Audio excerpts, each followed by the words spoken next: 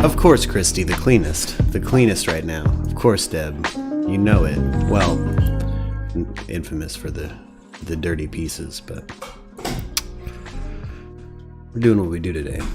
Oh shit! Might start off hot with the blurry camera. There we go. Dunsky. Okay, it's Monday, guys. Hope everyone's having a beautiful day so far. We're gonna get caught up with the news from over the weekend. You know, we've got some stuff we were following. We started a manhunt, and a manhunt ended while I wasn't on stream. So that's gonna be something we got to talk about. But let's move over right now to a missing persons. It's being reported out of Florida. Kathleen Moore has gone missing. Let's listen to this story real quick. Where is Kathleen Moore? The search continues in Pasco County to find this woman who vanished last Monday. Today, Moore's close friends hit the Newport Richey streets to look for her. Olivia Steen trailed along during that search.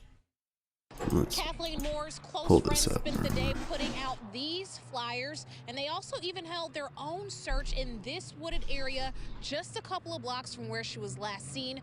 I'm told the effort will not stop until she's found. Please come out here, do the legwork, not just spread her name through the media. Let's get out here and find her. WFOA's videos are so quiet. Looking for a sign or any little so quiet. They took everything except for the black rope. We're just trying to find her. We've had no answers. I'm out searching the woods because I just want her home. Kathleen Moore's close friends combed through trash and debris. Could they be hers? Could they? In this wooded area on Seven Springs Boulevard Sunday afternoon, less than a mile from her last sighting. All kinds of stuff. Jessica Brummett says Moore is like a sister to her, and she's willing to do anything to find out where she could be. I'm keeping faith that she's still alive, and I hope that everyone else does too and keep spreading her story. The Pasco County Sheriff's Office spent time last week collecting evidence from Moore's boyfriend's house here on Carmel Avenue. Friends say she made a final FaceTime call from there around 1 a.m. Monday morning, saying she was waiting for an Uber. No one has heard from her since. Investigators tell us Moore's cell phone was found in a dumpster behind Walgreens, right across the street from where her friends held their search. Her life matters. Just because she's not an influencer doesn't mean that she doesn't matter. Just because she's not a politic does not mean that she doesn't matter. Authorities say Moore's boyfriend is not a person of interest at this time. If you have any information on the disappearance of Kathleen Moore, immediately call the Pasco County Sheriff's Office. In Newport Richey, Olivia Steen, 8 on your side. So you heard it right there. Kathleen Moore missing out of Florida. Let's get that missing persons poster put back up here. Immediately call the Pasco County Sheriff's Office on the disappearance of Kathleen. There we go. Missing out of Newport Richey, Florida. Contact the Pasco County Sheriff if you hear anything, or if you know Kathleen, or you see Kathleen, or you have any info, and you happen to see this stream. Thought it important to start the stream with the missing persons today. Missing persons things, particularly out of WFLA or reported on by WFLA, end up on my algorithm now. Thanks, Brian Laundrie. But, you know, again, saw the story this morning. Thought I'd share it with you guys. But yes, out of Florida. Let's see here. Let's move on to another thing. I'm going to open this Discord up. Let's see. We had Justin in here holding it down with us. He's been a little bit sick today. Everybody sent some positive vibes Justin's way. Came down hopefully with just a cold. So we crack right through it. But Chris Cuomo from CNN has been fired. Let's check this out real quick. Firing of Chris Cuomo from this network, CNN. Now, I've been working the phones ever since this was announced yesterday evening. Frankly, I've been on the phone until the last 5 minutes here getting information about what happened and where CNN goes from here.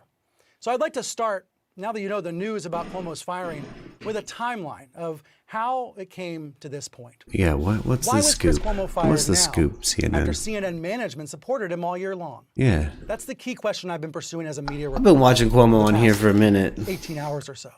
So here are the answers I have so far. On CNN, Let's take a look at the day-by-day timeline this week to catch you up. On Monday, the New York Attorney General's office released that document dump. It landed. Oh, hey, Susanna. There was a lot to read. Nice to hear from you. About Chris. Now, Cuomo's view is that he never engaged in opposition research on behalf of his brother Andrew. Cuomo says he's never smeared anyone. He never went after any of his brother's accusers. Plus, the Attorney General's office never accused him of that.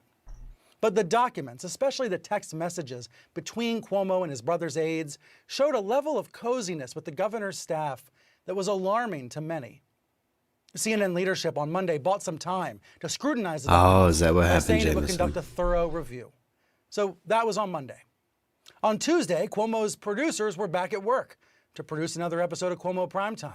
But there was growing criticism of the anchorman, both outside and inside CNN. By the evening, management had seen enough in the documents to take action. Cuomo was suspended, quote, indefinitely, pending further evaluation. This language made clear that Cuomo was not just being benched for a week, in some sort of performative punishment. This was a real reprimand. But the language also left the door open for Cuomo to possibly return after the holidays, depending on that quote-unquote further evaluation. It seemed clear to me that management was balancing the concerns of staffers with the feelings of viewers. On one side, important complaints about Cuomo crossing clear journalistic lines and damaging CNN's brand. On the other side, concerns about Cuomo as a person and respect for the fact that he put his family first. And you know what? Some people felt all of the above. My phone was lighting up on Tuesday with calls from CNN staffers, some of whom said Cuomo should have been fired right away, but also with emails from viewers saying CNN was being unfair to the anchorman. Oh. So there was this balancing act going on. Now, unbeknownst to viewers or staffers, CNN management also engaged a premier law firm, Cravath, to assess the document dump. By Wednesday, with Cuomo's suspension all over the news, Cravath was quietly at Yeah, work did he looking through the physically texts, do anything? looking through Cuomo's public statements, looking to see if it all lined up. At the same time, CNN boss Jeff Zucker held a meeting with the staff of Cuomo's primetime show, and the sentiments there were clearly in Cuomo's favor. This part has not been reported anywhere I've seen. Those staffers for the 9 p.m. show talked about the anchorman's talent and the pride they felt in the show. So there was a real wide array of feelings in this house. You've got CNN staffers saying, get rid of him, he shouldn't work here, he's hurt us. And then you have some of his own producers saying, let's bring him back. He should be back. Now here's the other thing that was unknown to the staff, or the press, or the public. Late Wednesday, a lawyer contacted CNN with a sexual misconduct complaint about Cuomo. On Thursday, CNN management reckoned with that charge, which is from an anonymous woman who worked with Cuomo years ago at ABC. The New York Times and other outlets had investigated Chris in the past, looking for signs of the same allegations that caused his brother's political downfall. So when a CNN spokesperson announced that additional information came to light, it was referring to that misconduct allegation. Now, right now, I know almost nothing about the allegation. Nothing's really been reported about it publicly, other than the fact that this staffer worked with Cuomo at ABC. But we'll catch up to that in a moment. We're on the timeline here. We're up to Friday. Okay, according to 2 sources familiar with the matter, the law firm, Cravath, turned in the results of its review on Friday. And the review said that CNN had grounds to terminate Cuomo. Weird. Zucker made the decision and notified Cuomo of his firing early Saturday afternoon. And then Zucker said in a memo to CNN staffers, quote, it goes without saying that these decisions are not easy, and there are a lot of complex factors involved. Chris Cuomo said in a statement that he didn't want his CNN career to end this way, and he thanked his staff for the great work that they've done over the years. As for the misconduct claim, the New York Times broke that news late last night, late Saturday, with attorney Deborah Katz saying her client, quote, came forward because she was disgusted by Chris Cuomo's on-air statements about his brother earlier this year. Oh, what? So far, just double check. Well, not for harassment of any kind? What the fuck did they fire him for? He said shit. Wait, he talked about his fucking brother? These apparently anonymous allegations are not true. Times reporter Jody Cantor pointed out both Cuomo brothers have lost their positions in the wake of Me Too accusations. So, what happened here? Wait, what? This is about a confluence of factors, about a series of headaches that seemed like they were never going to end. What? I said on the air last night when the news broke, this seems like a case Some of bullshit, death by 1,000 cuts. in my opinion, My reporting gang. sense backs that I don't know assessment. about all that. This was about not any single headache, but many headaches that continued to pile up. So it seems CNN management had decided to terminate Cuomo based on the law firm's review, based on the document dump, based on his behavior with his brother. And then this sexual misconduct allegation also came along, and it was yet another Okay, factor. so there was a sexual A CNN misconduct spokesperson allegation. saying overnight, when the new allegation came to us this week, quote, we took them seriously and saw no reason to delay taking immediate action. So there's still some unknowns here, some unknowns about what that sexual misconduct allegation is. It's possible that reporters will reveal more in the coming days. As I mentioned, I have not heard back from that lawyer yet. But Cuomo's defense, the outside PR person he's hired to defend him, says these apparently anonymous allegations are not true. So there is a lot more to unpack here. It's been a bruising week for CNN and with a significant change in prime time. And there could be more fallout to come. So I want to bring in 3 non-CNN voices into the conversation to be as transparent as we can with you at home.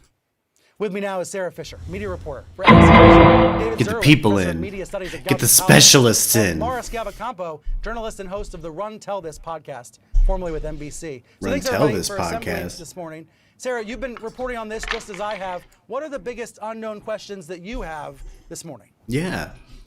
So this one's kind of got me. I'm like, fuck is he actually fired for? I might agree with Jameson. About that as it comes along. I also want to know why CNN delayed taking action. They said in their statement that they had taken action finally, once the allegation had come through, but they had cause already. So if you already had cause, why didn't they immediately fire him then? I also want to know about this pending investigation. They say they're going to continue to investigate this matter further. Well, what does that mean? Are they going to commit to making the revelations? Debbie, I'm not sure if he split with. Did Cuomo split with his wife too? Lux, did you hear that? About this exact situation, you know, and then finally, what precedent does this set for the news media? So many people in news have personal connections to people in power. Yeah. Does this change the way that we think about how reporters and correspondents and anchors deal with those personal situations? I assume it will, but we will only see as time goes on. Damn. Great point.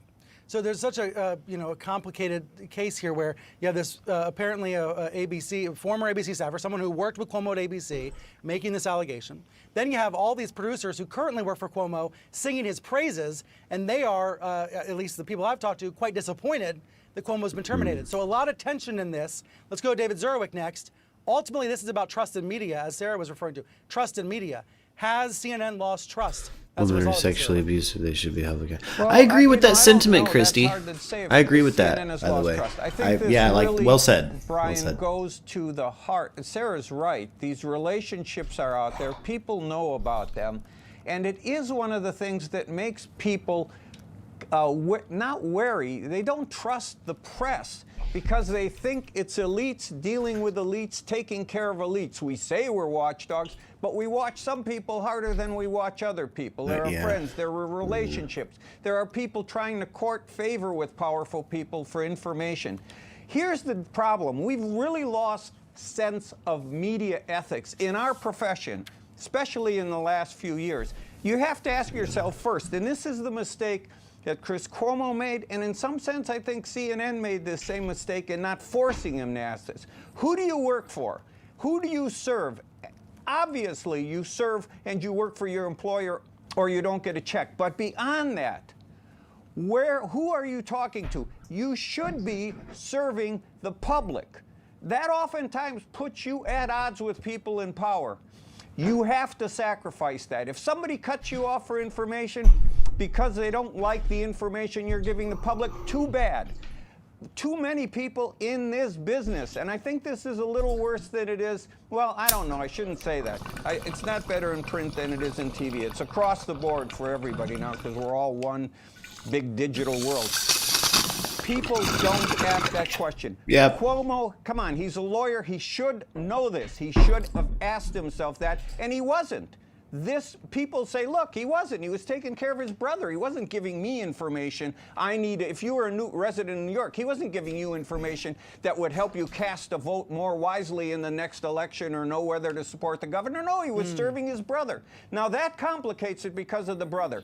See, that's the thing. That's Brian, the thing, Zurwick. I think this is a once-in-a-lifetime ethical dilemma that doesn't try to let anybody off the hook. But there's never going to be another moment like this where there's a brother, as an anchorman of a governor in the middle of COVID, and one of them gets COVID. Like, this was a once-in-a-lifetime situation. That doesn't mean that everyone necessarily did the right things at the right time, but it was unique.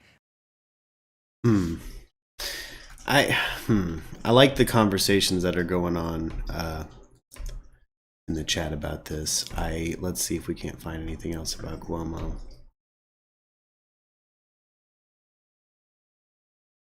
And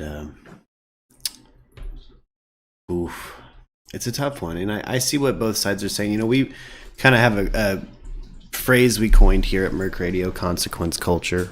Hashtag consequence culture. And false allegations are a thing that happen. There are celebrities that I've been a fan of that have had some false stuff against them that, in their careers, they try to bounce back and they can't necessarily do it. And, I like to think that maybe due process will have its way in this and will hopefully through, find a way to amend this problem we're having with our digital society, the way we amend other issues in our society through our system. And hopefully something can be done about it, particularly for the people who spew libelous allegations, and there turns out to be nothing behind it. Now, I don't know anything about the Cuomo allegations. Let's see if we can't find anything real quick, because I won't lie, I'm curious as to what he's being accused of having done.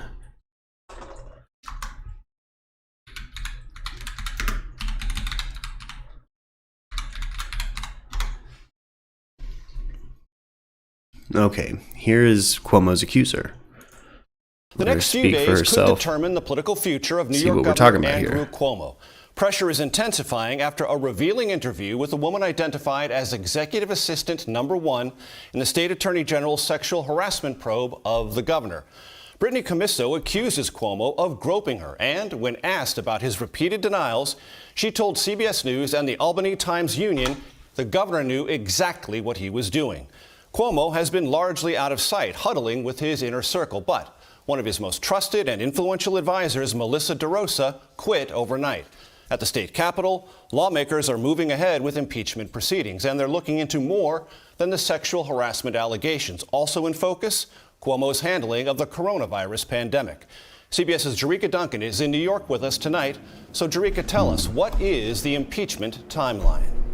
Well, major state lawmakers handling it's a different Cuomo. say we are several weeks away. So are we talking about how he was handling his brother's accusations? That even if the governor were to resign, is that what we're talking about? Is that why he was fired? All of this happening today. This is about the other Cuomo. Hearing from the woman known as Executive Assistant #1 tell her story. So this firing is literally not even about allegations against himself. It's against his brother. It's about his brother, yeah. It's about his involvement and how he was covering the case. In covering that up and basically like helping him in the background with the allegations and shit. I suddenly see what Jameson is saying now, why Jameson's taking this position. It's kind of some caca nonsense. Now, how scandalous was he being with covering his brother's essay allegations? I didn't really full on look into it. The only thing that I really read... Or did he just not cover it?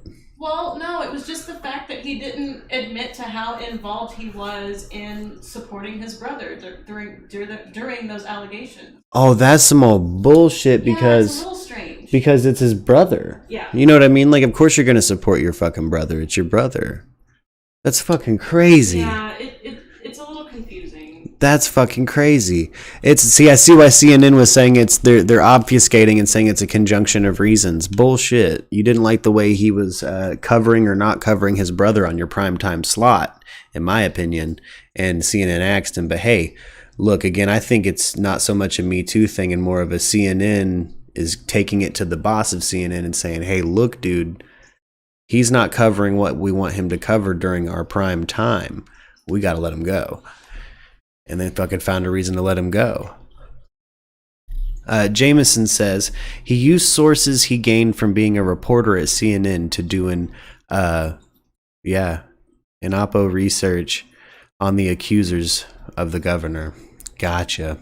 Look. Again, I don't know what he signed off for being able to report or whatever for CNN. So maybe he did technically breach contract, but fuck, it's family. Sounds like he took the hit for his brother anyway. Fuck it.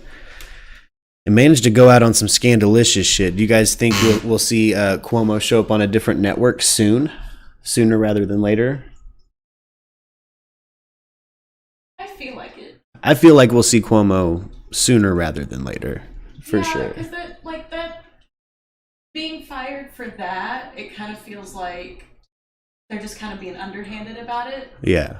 And he's a really good reporter. Like he did really. I personally he did really well during the election. Mm-hmm. Like I thought he covered it really well. Yeah, I think kind of he gives off meathead vibes, but I don't mind. I'm a Joe Rogan fan. Yeah. You know what I mean? I don't mind. For sure. Okay. Well then let's okay, so that's what's going on there. He got fired for specifically what Jameson said. Yeah. That's pretty silly. He never covered his brother's Me Too accusations to my knowledge. See, that's why. Yeah, he didn't really go into it. I bet him not covering it or addressing it on the show or refusing to was a big part of why they let him fucking go. In my personal opinion. I think that's probably like personally how some higher ups must have felt because they're, in my opinion, seemingly pushing that agenda and pushing those stories, particularly while we're not grilling a president all the time. Yeah, but I'm also and that's not me trying to be red-pilled. That's just, how I feel about it. I'm also wondering what direction they were trying to get him to take when covering his brother's allegations. That's what I want to know, too. I'm genuinely wondering how they... Were they trying to get him to imply his brother's guilt? Yeah. You know what I mean? Like, because sometimes that does happen. Like, reporters are biased sometimes. Mm-hmm. So, like, I'm just wondering if they were trying to get him to cover it in a certain way that he wasn't comfortable with. Mm-hmm. You know? Yeah, and he's still your brother. And he probably shot. But he's still your brother. I would imagine one of the two of them shot at each other. It's a conflict of interest for you to cover that case. Period. Right. Like, period. It's a conflict of interest. Like, that's not your story, dude. Don't worry about it.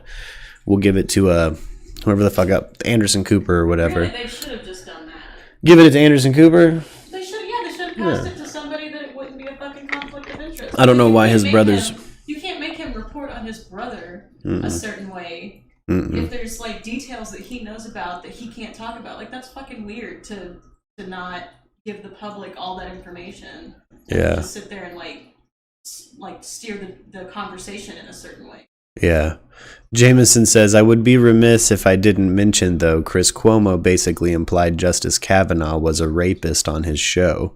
In a way, it's karma, says Jameson. He has helped perpetuate some of these kind of Me Too things that have happened. But, I mean, Lordy Cuomo. Lordy. All right. Clean moving along. We're going to get a little bit of a... Oh, no, hold on. I want to start here. So again, Lux, we started a manhunt, a Merc Radio manhunt. Shit's over. They caught the parents. Yeah, I just thought I'd say it. I just, so we can celebrate. Yeah. The manhunt's already over. But, yeah, the parents of the alleged Michigan school shooter have been arrested, say the authorities, is the title of this video we're going to check out real quick. Let's see here. Breaking news, the search for James and Jennifer Crumley is over. They are the parents of 15-year-old Ethan Crumley, the accused school shooter. Killer of 4 classmates and wounding 7 others, including a teacher in Oxford, Michigan, last Tuesday. James and Jennifer Crumley did not show up for a court date today and were considered by law enforcement to be fugitives from justice. Tonight, the U.S. Marshals Service releasing most wanted posters of both James and Janet Crumley, announcing a $10,000 reward for information leading to their capture. And a short time ago, their Kia SUV found abandoned in East Detroit, and as officers swarmed the area, both were found and arrested. They were reportedly hiding in a basement. Tonight, along with their son, the Crumleys are facing some very serious charges. ABC's Morgan Norwood has more. The parents of a teen accused of killing 4 students and injuring 7 other people at Oxford High School now facing criminal charges alongside their son. The charges are as follows. James Crumley is charged with 4 counts of involuntary manslaughter. Ooh. Jennifer Crumley is also charged with 4 counts of involuntary manslaughter. Their son Ethan Crumley charged as an adult with 24 crimes, including first-degree murder, attempted murder, and terrorism, after investigators say he stormed through the school armed with a semi-automatic handgun that prosecutors say his father James bought for him and failed to adequately secure. These now deleted Instagram posts were described in detail by the Oakland County prosecutor when she announced charges against Ethan Crumley's parents. This is from Ethan Crumley's Instagram, posted the day the gun was purchased. The prosecutors say the parents' culpability surrounding the November 30th shooting can be traced back to November 29th, when a teacher called Ethan Crumley researching ammunition, the school reaching out twice to the parents. Jennifer Crumley exchanged text messages about the incident with her son on that day, stating, quote, LOL, I'm not mad at you. You have to learn not to get caught. Special guest, I have the same question back at you. What is the deal with the Slavic artist who is basically I don't know anything about that. Tell me more, Special. Everywhere, and my life is useless. The Crumleys were called to the school and told a link on a video on that. Has the news covered that guy? Resistant to pulling him from school, so Ethan was allowed to return to the classroom. The notion that a parent could read those words and also know that their son had access to a deadly weapon that they gave him is unconscionable, and I think it's criminal. Morgan Norwood, ABC News, Los Angeles. And earlier tonight, chaos at a candlelight vigil for the victims of the Michigan high school shooting rampage. The crowd had gathered tonight to pay Debbie, yeah, whoever was harboring him should have been arrested. Somebody fainted, and first responders scared the crowd, but many people thought there was a shooting and took off running. Whoa. Officers knew it was a medical emergency and tried to calm everyone down, to no avail. The vigil continued after a few minutes, but many people went home, some in tears. Hello, I'm Mark Brown. Get more great ABC7 content. Whoa. And then shit devolves at their town square. Holy shit. Just posted a story from 9 minutes ago in the Discord. Let me see what I got going on in the Discord voice chat channel. Holy shit.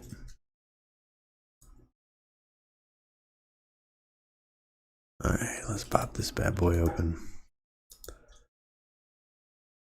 See, this is from Newsweek. What the fuck?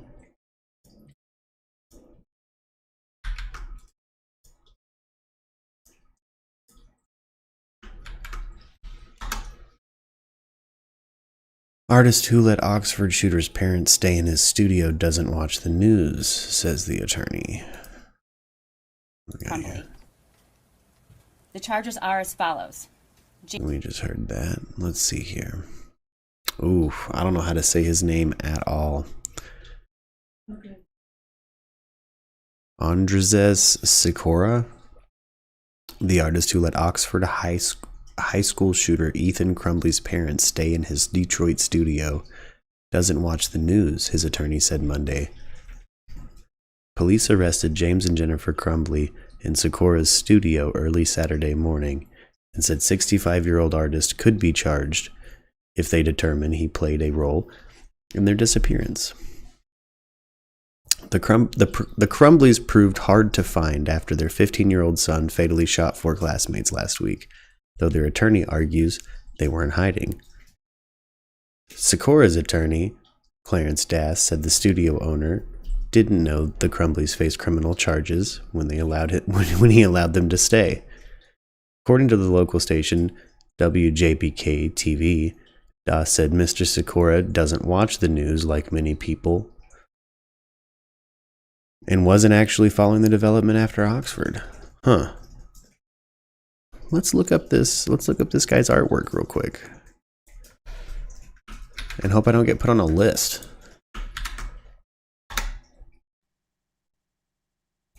If a kid of my friends did something like that, I'd be following the news, just saying. Yeah. I mean, he could be completely shut off in like a Shangri-La Studios kind of situation where like, dude maybe genuinely didn't fucking know. I mean, here he is right here with a weird Hitler mustache. That's a weird photo. What the fuck is this? Oh, there's a whole bunch. There's a whole bunch of people with that name. That's a different one. The one with the Hitler mustache died in 1973.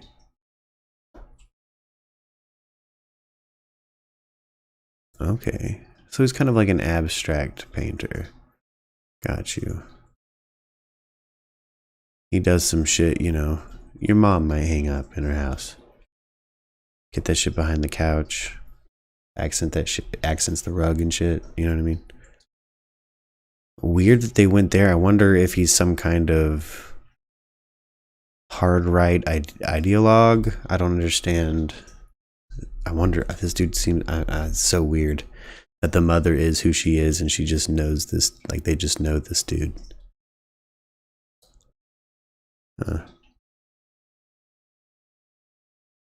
Oh no. No. I'm not registering to any of this shit. I live in Detroit, baby. I don't need the Detroit news all the time. Huh. I'm not mad at his art. I will say that. So strange. So strange. While I have this Google search open, I'm going to go ahead and look for our kind of next, you know, big story that we're updating on. What?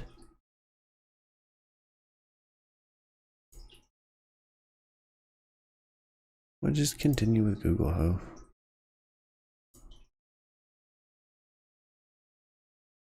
Oh my gosh.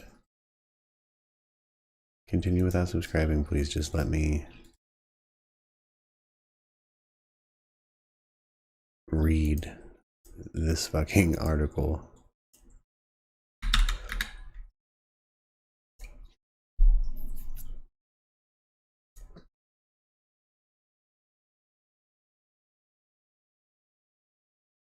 Here we go.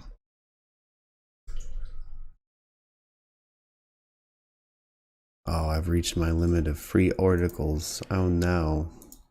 Well, we're going to get the updates on what happened at the end of the last day of day 5 of the Maxwell trial, and we're going to talk about day 6 today.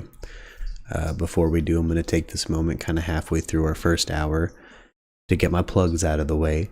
We're brought to you by Atlas VPN and BARKBOX. Exclusive link down in the description. We have the merch raffle going. We've hit $30 out of 50 for every super chat, minimum of $1. It goes into a pool.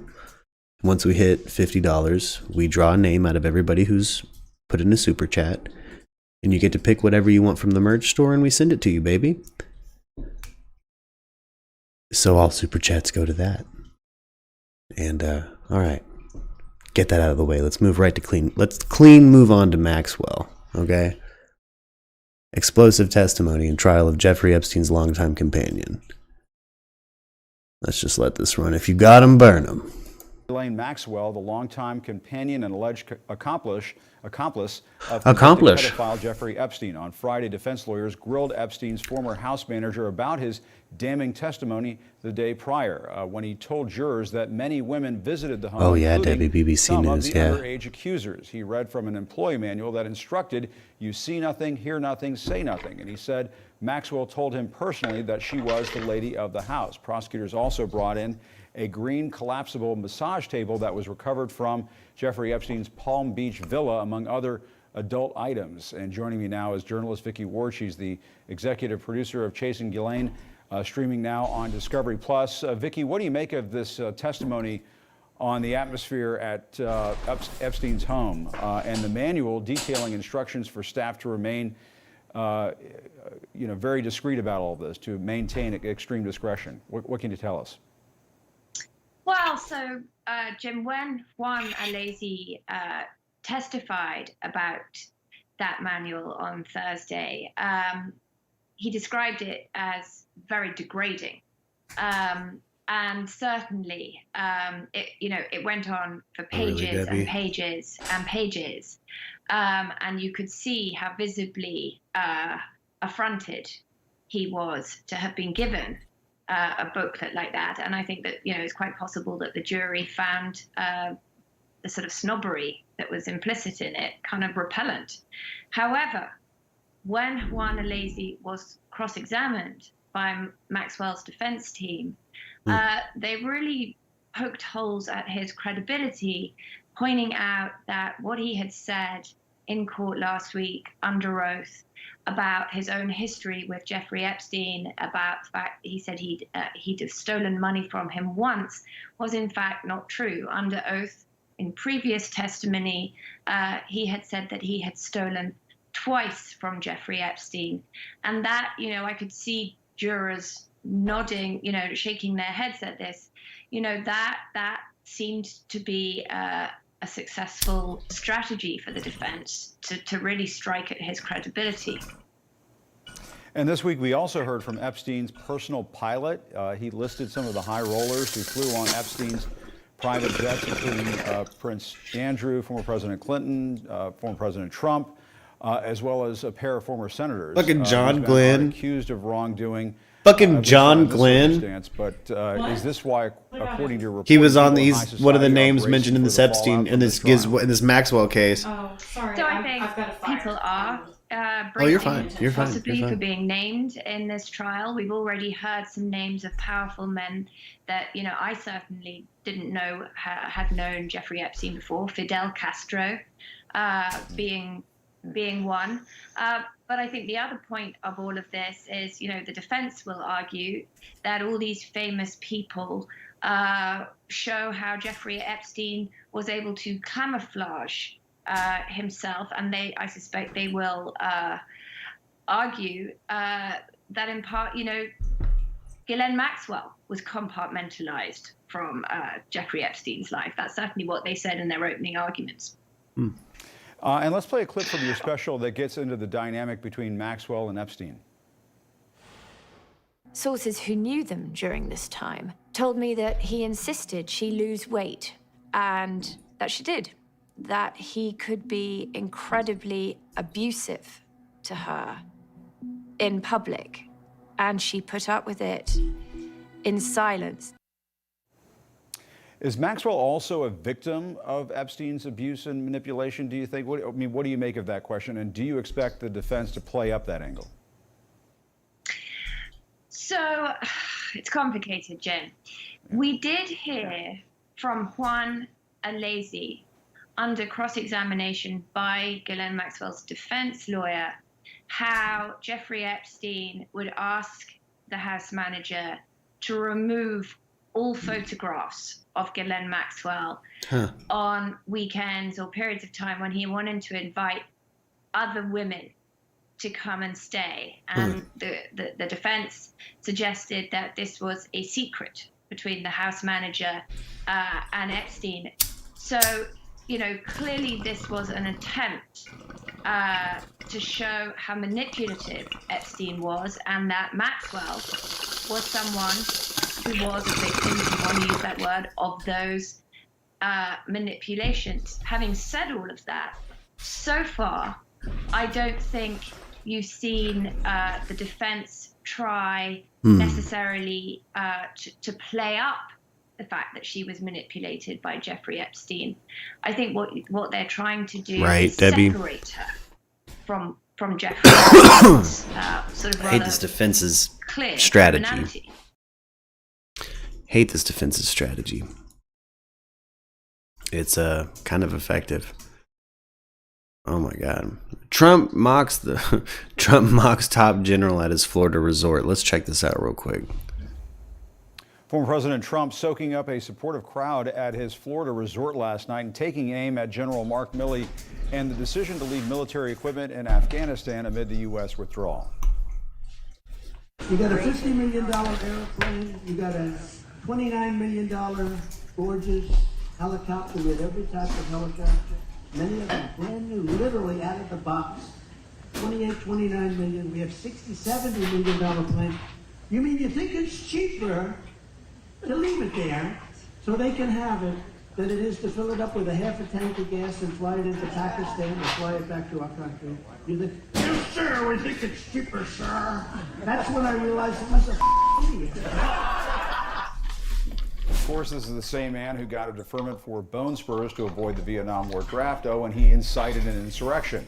On the very same night that Trump questioned a top general's intelligence, he released a statement that revealed his own intelligence failures, you might say, thanks to a glaring grammatical error. It reads, anybody that doesn't think there wasn't massive election fraud in the 2020 presidential election is either very stupid or very corrupt. Double negatives.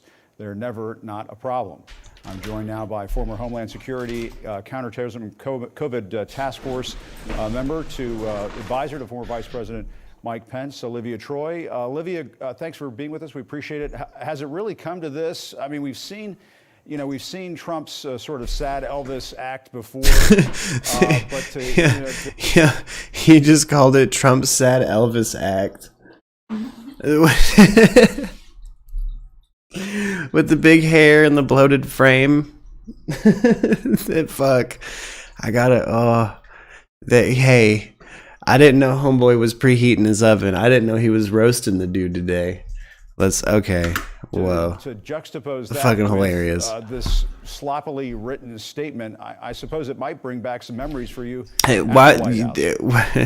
First of all, dude just said this sloppily written statement like that's even a burn. Homeboy don't write shit. He's the Lil Wayne of the politics, right? It's all off the dome. He's like Jay-Z when he's on the podium, dude. He's just off the top of the fucking dome. He's like, you know what I want to talk about? Mate, you gents. Like, and that's where it goes. That's he just whatever the fuck he's thinking about that moment.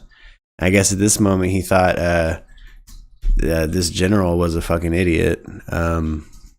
which Jesus Christ is one thing. Again, don't. He's just such an interesting. He's like the worst of the. He's like when Hulk Hogan turned heel, dude. You know what I mean? He's like, he's gonna be on Raw on Monday. You know what I'm saying? Like, it's like fucking ridiculous. I don't know, or whatever day Raw airs. Don't at me, wrestling fans. Yeah, it's pathetic. It's Donald Trump in keeping with who he truly is. If he's not attacking military generals, even though he proclaims to be a big supporter of the military, or undermining them, or putting out ridiculous statements that usually don't actually even make sense. It's part of the insanity of who this man is, unfortunately. And let's talk about the former White House Chief of Staff, Mark Meadows. We learned from this so-called memoir of his that Trump and his inner circle kept Trump's positive COVID test a secret in the days before that first 2020 debate against Joe Biden. You tweeted kept his COVID. You wrote this, still waiting for an apology from Mark Meadows, Mike Pence, Keith Kellogg, and other former colleagues from the Trump White House who called me a liar, disgruntled employee for telling Americans the truth about Trump's recklessness on COVID when it mattered and not saving it for a book. Burn, ma'am. I mean, I don't know. It doesn't sound like they're burning her. It sounds like they're like, girl, that could have been juicy book shit. I'm giving you book gold and you're just giving that to the news for free. I'm giving you book behind the scenes, juicy fucking corrupt ass details. You know, you're watching me back here do some Black Mirror shit and you're giving that to the news. That's how that vibes to me. But that's how East Coast kind of businessy public image people are, you know. What are your thoughts beyond that tweet? It sounds like you got a lot. Yeah, like I found it infuriating because all of these people know and lived what I did. They know firsthand how reckless Trump was, especially during the onset of the COVID pandemic.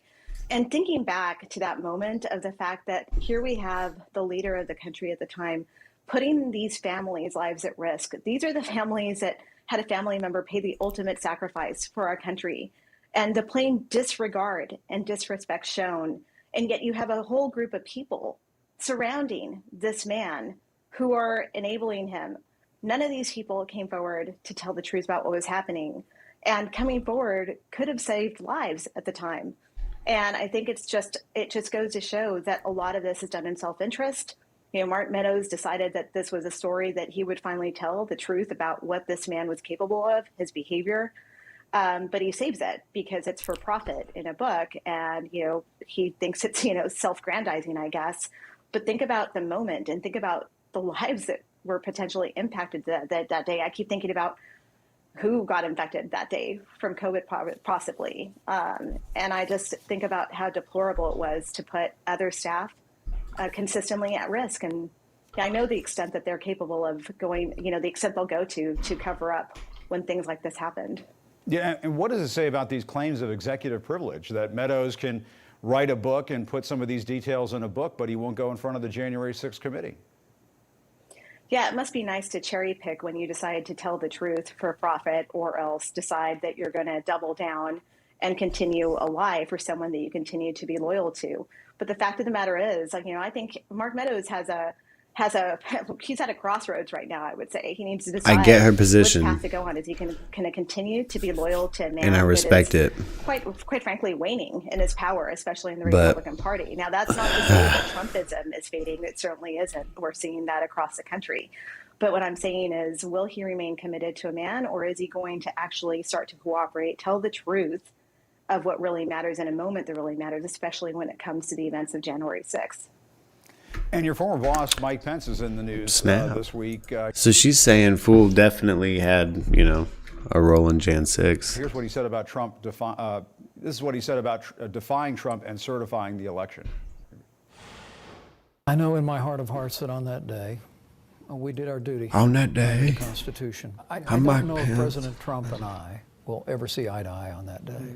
On that day. I don't like his voice. Many of our most ardent supporters will agree with my decision that day. but I know I did the right thing. Olivia, you've worked with him. Why can't he just condemn Trump for these lies and for inciting this insurrection? Why can't he go there? Well, I think he did do the right thing. Because he's what's known as a sub. He's a submissive. He's the bottom.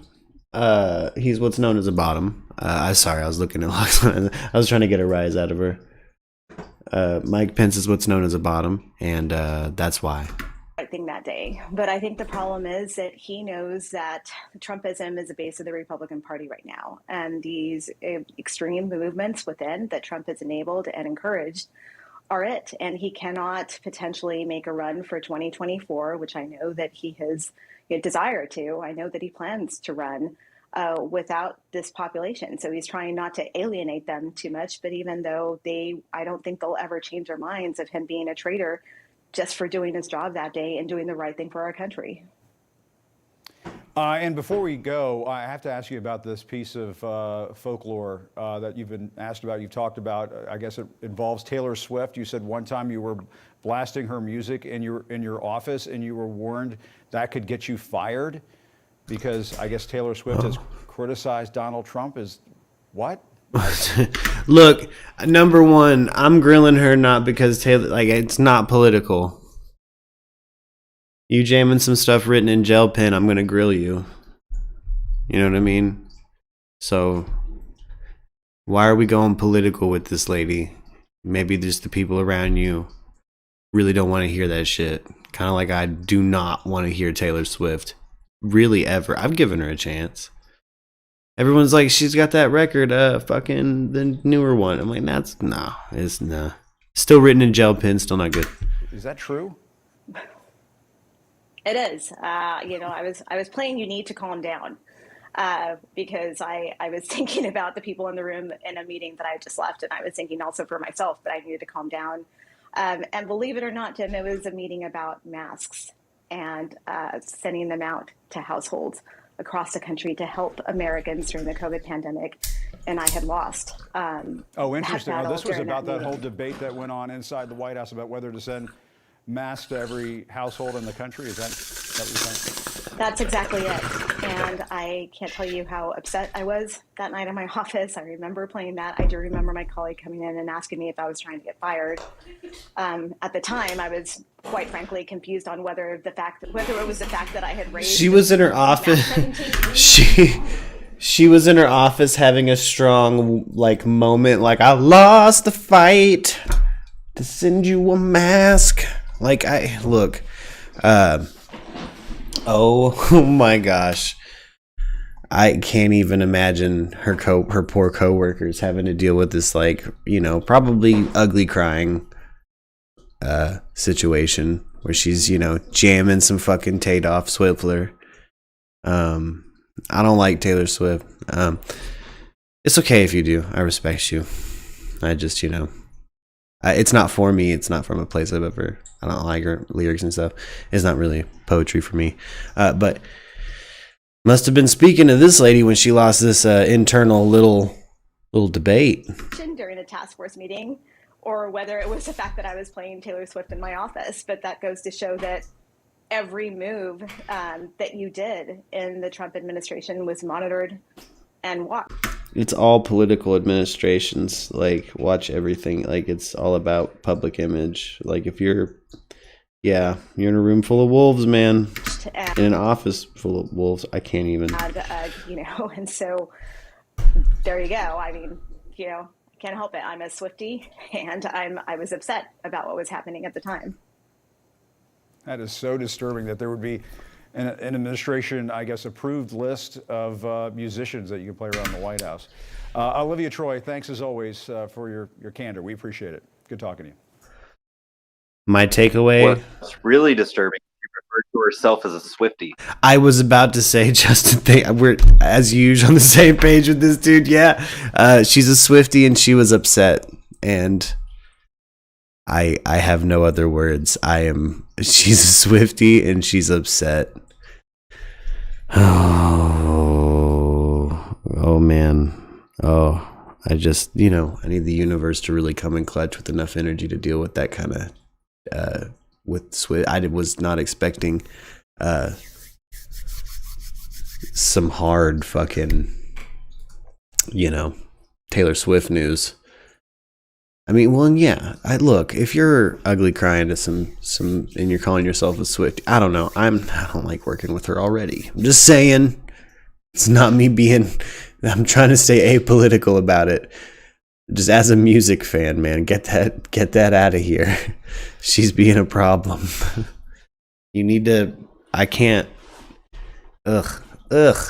Guys, the White House is holding a live press briefing. Let's see what we got going on. Fashion grab robberies. There was the pretty recent years, often to over $1,000. The president's Boo-doo-doo. Let's go to the beginning of this shit. See what this press conference is all about, baby. will also keep you guys updated on when the pool needs to gather as well. Oh, as man. we see if we're on time or not. So good afternoon. As you all know, later today, the president will be delivering remarks on how his Build Back Better Act will lower prescription drug prices for millions of Americans. Ahead of these remarks, the president is currently meeting with some of the 1 in 4 Americans who take prescription Get ready to see a rise in prescription drug abuse. Just saying. drugs and struggle to afford them, and he'll talk about that in his remarks. Shout out everybody staying clean. Shout out everybody who's sober or fresh off of some prescription narcotics. You got this. Keep going. I believe in you. Today, he will discuss their conversation and the plights of the people he's meeting with. The 3 people he's meeting with struggle to pay for insulin, even rationing doses. These stories are all too common. Nearly 30% of Americans who take prescription drugs have skipped a dose. The president's Build Back Better Act will provide relief to Americans struggling to pay for their prescription drugs, and for good reason. Americans pay the highest prices in the world for prescription drugs, often 2 to 3 times. What up, Martin Shkreli? As much as Sorry. citizens from other developed Raise the price on that AIDS drug. Many medicines that were invented long ago and cost very little to make, such as insulin, which was invented a century ago and cost only a few dollars to make, but whose cost has skyrocketed in recent years, often to over $1,000. The President's Build Back Better Act will cap the cost of insulin to $35 a month, limit seniors' prescription drug expenses to $2,000 a year, empower Medicare to negotiate down prices for some of the most expensive drugs, penalize drug companies that raise the cost of medicines more than inflation, lower costs for seniors by ensuring they never pay more than $2,000 a year. I like that for seniors. For drugs under Medicare Part D, and expand healthcare coverage to millions more Americans. He also isn't waiting to take action. He's already acted to bring down the cost of prescription drugs with an executive order that increases competition, which will lower prescription drug costs, directed the FDA to get less expensive generic drugs to consumers faster, and ordered the FDA to work with states and tribes to import drugs safely from Canada. This is expected to save Coloradans, for example, 60% of their drug expenses. Word. So you hear the president talk more about that later this afternoon. Also, just wanted to provide a quick update on our... I won't lie, I'm still needing a stimulus check, and I'm hearing a whole lot of talk about prescription pharmaceuticals. Our booster program. To date, the United States has administered more than 47 million boosters. Just in the last week, we've seen strong demand for boosters, with close to 7 million Americans getting their booster in the past week. This is critical to ensuring Americans have the best protection against COVID-19. So you're aware COVID's still a problem. Cool. Any word on the stimulus checks? As we head into the winter. And as part of our comprehensive push on boosters, this week CMS will issue email booster reminders to the more than 14 million people that receive Medicare emails. It will also launch booster reminders at the beginning of calls to its 1-800 line, which receives more than 2 million calls per month. Amr, why don't you kick us off? Word. Hey, before she goes, that sounds responsible, but where's the any word on the checks? Thank you. First, just on the Olympics and the diplomatic boycott. Several reports the president has decided to move forward with the move. Is that correct, that he's come to his decision? The Biden administration will not send any diplomatic or official representation to the Beijing 2022 Olympics and Paralympic Games, given the PRC's ongoing genocide and crimes against humanity in Xinjiang and other human rights abuses. The athletes on Team USA have our full support. We will be behind them 100% as we cheer them on from home. We will not be contributing to the fanfare of the games. Wait, okay, cool. We're getting with the games. That scandal. That's cool. Checks, paychecks. U.S. Are we doing with diplomatic or official representation would treat these games as business as usual in the face of the PRC's egregious human rights abuses and atrocities in Xinjiang, and we simply can't do that. As the president has told President Xi, standing up for human rights is in the DNA of Americans. We have a fundamental commitment to promoting human rights, and we feel strongly in our position, and we will continue to take actions to advance human rights in China and beyond. The Chinese Foreign Ministry has already suggested that there will be countermeasures, firm countermeasures, I believe the term that they've used. Have they indicated to the administration yet what sort of action that they might take? Hell yeah, Brenda Tron. Hell yeah. Well, I don't have anything to read out in terms of their intentions or what they would convey from officials from the PRC. But our view is that's not the right way to view or frame our relationship. Our view is that cooperation on transnational issues is not a favor to us. It is not a transaction. The PRC should be taking action on issues where the global community, to meet the needs of the global community. I hate to interrupt you. You got the Sex and the City thing going on with the outfit, the hair. I got it. You cool. You look fresh off of Manhattan. Look, girl, not hating the drip. Just trying to say, man, before we get too far away from the COVID lockdowns and stuff, they're still happening. We got people out here combing. We got anything going on with these checks? Is there anything? Oh, we're just okay. In order to be a part of leadership in the global community. So I don't have anything to read out on their front. They can certainly speak for themselves. Can you walk us through a little bit of the logistics of tomorrow's video meeting with President Putin? Just everything from who will be in the room on the U.S. side, how much time has been blocked out for the meeting, and how much do you expect to be focused on Ukraine versus Iran, cybersecurity, some of the other issues of tension or mutual interest in the relationship? Sure. Well, I'm certain we will put out a list of the delegation who will be attending. I can see if that's something that we can provide to all of you later this afternoon, and I can also check on the logistics of how much time is blocked out for the meeting. In terms of the focus of the meeting, as was announced when we announced it this weekend, is an opportunity for the president to underscore, of course, U.S. concerns with Russian military activities on the border with Ukraine and reaffirm. Russia, herd girl. Look, man, you get brown eyes, red hair. You got it. You look like Elle Kemper. Anybody ever told you that, lady? Look, love the drip again. Not hating. Just can we go maybe anything about stimulus check? We need another stimulus check. And territorial integrity of Ukraine.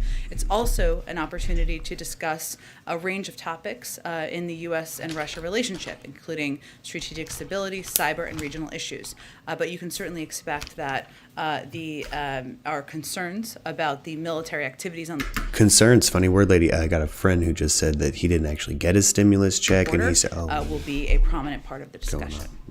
Go ahead. Thanks, Jen. Should Americans be prepared for the likelihood to see American forces on the ground in the region in the event that Russia does invade? I'm not going to get ahead of the president's conversations with his transatlantic partners, which is going to happen later this afternoon, and we'll provide you a list of who will be participating in that call as soon as those scheduling details are finalized. But I would say that our objective here, Cecilia, is conveying diplomatically that this is the moment for Russia to pull back their military buildup at the border, that diplomacy is the right path forward here, but that we are to continue to coordinate closely with our partners, our transatlantic partners, on a range of economic sanctions and steps that couldn't be taken should President Putin decide to move forward. How does the White House characterize relations with Russia heading into this call right now?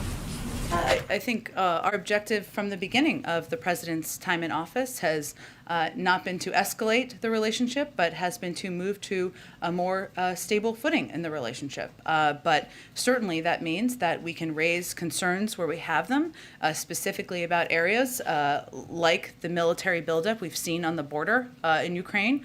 Many of us lived through a similar playbook back in 2014. And the president is not going to hold back in conveying his concern and also conveying our conversations and our preparations should they be warranted. Herd girl, Russia is what it is, man. We just trying to get that, that paycheck. We don't know that President Putin has made a decision. We don't know that yet. Stimulus checks. But that's why this is an opportunity to have a conversation.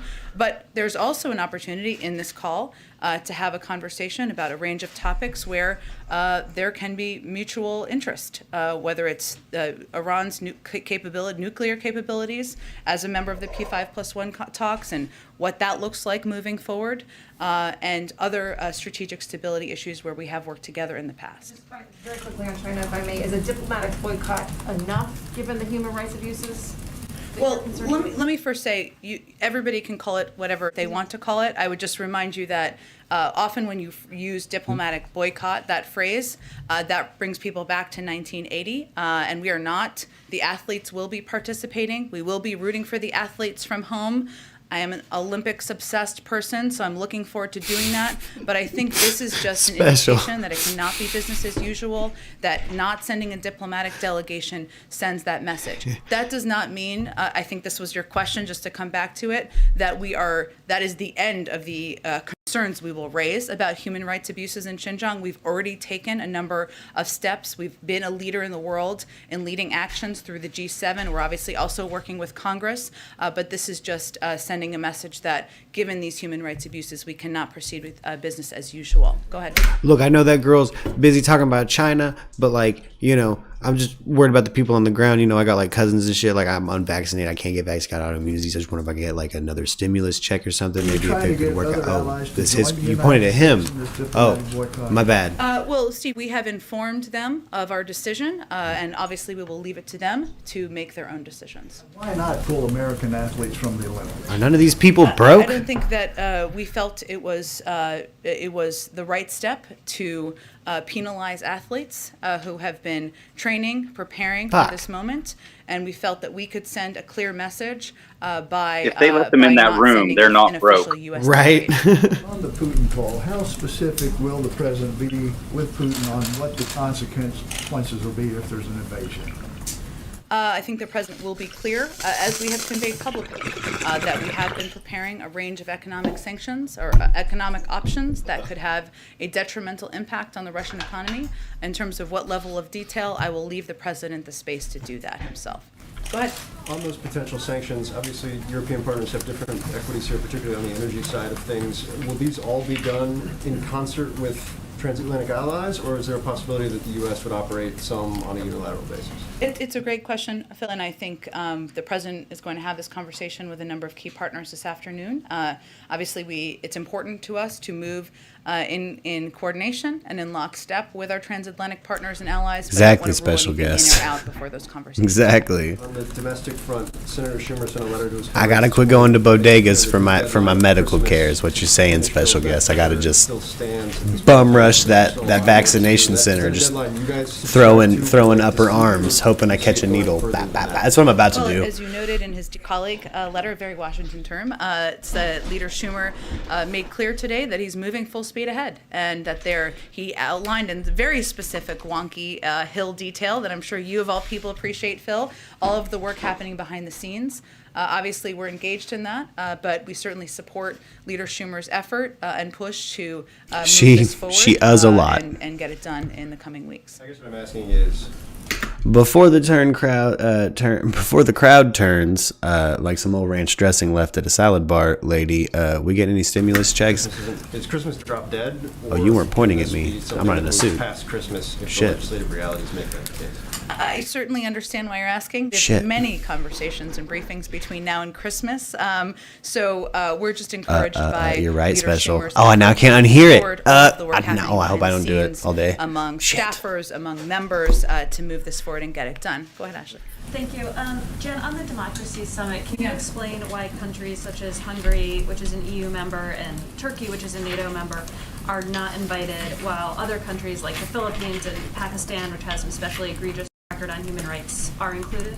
Sure. Well, the Democracy Summit that will happen later this week is an opportunity to bring together U.S. officials, civil society leaders, and foreign leaders who represent a diverse array.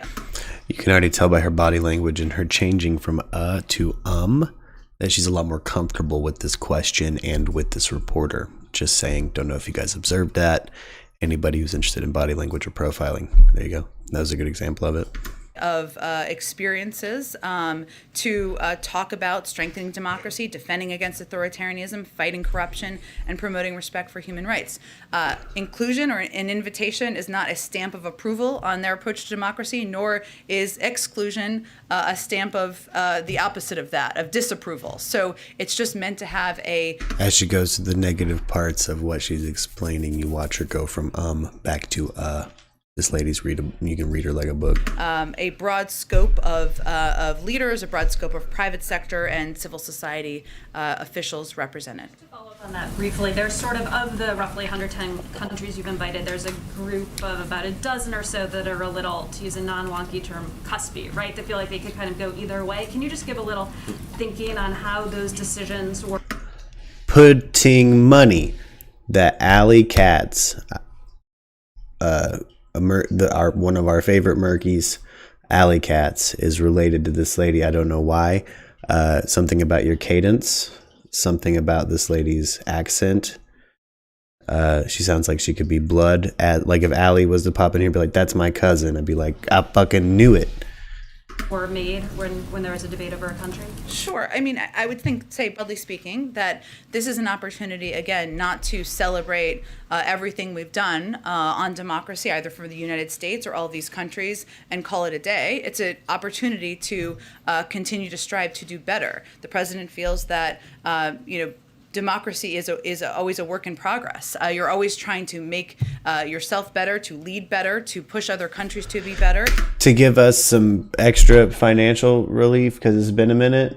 Maybe those stimulus checks. And this is an opportunity. Oh shit, she's still going. That. So she didn't even stop to say that. Understand, of course, the interest in the invite list, but it's not meant to be, again, a stamp of approval or disapproval. Just meant to have a diverse range of voices and faces and representatives at the discussion. Go ahead. Thank you, Jeff. You mentioned that Biden was obviously deeply involved with the Ukraine in 2014, and I'm wondering if you could talk about what his... Yo, before we let Nancy Pelosi in disguise ask her question, any chance we can get like a word on if there's going to be any kind of like, for the people who can't get vaccinated and don't really like this, like just fuck your doctor mentality. Anyway, we get maybe a stimulus. Are from that I don't get to go. A lot of the things that he's saying this time. I'm doing this bit the whole time. Buckle up. Sanctions. Those sound like the same things that you guys tried to do in 2014, and it didn't stop Russia from taking Crimea. So why does he think this will be different? Well, I think first, our objective at this point, Mara, is of course to prevent them from moving forward and to convey on the front end that we have been working in lockstep and in coordination with Congress, with countries, our NATO partners, with transatlantic partners to prepare a range of steps that could be detrimental to their economy. I would say that there are some certainly lessons learned or things that we've watched and seen that we certainly saw back in 2014, a massive spike more than tenfold in social media activity pushing anti-Ukrainian propaganda, approaching levels last seen in the lead up to Russia's invasion of Ukraine in 2014. That was something that didn't have a lot of past precedent at the time, but to us, we see that as an indication of efforts to influence inside and outside, of course, as well.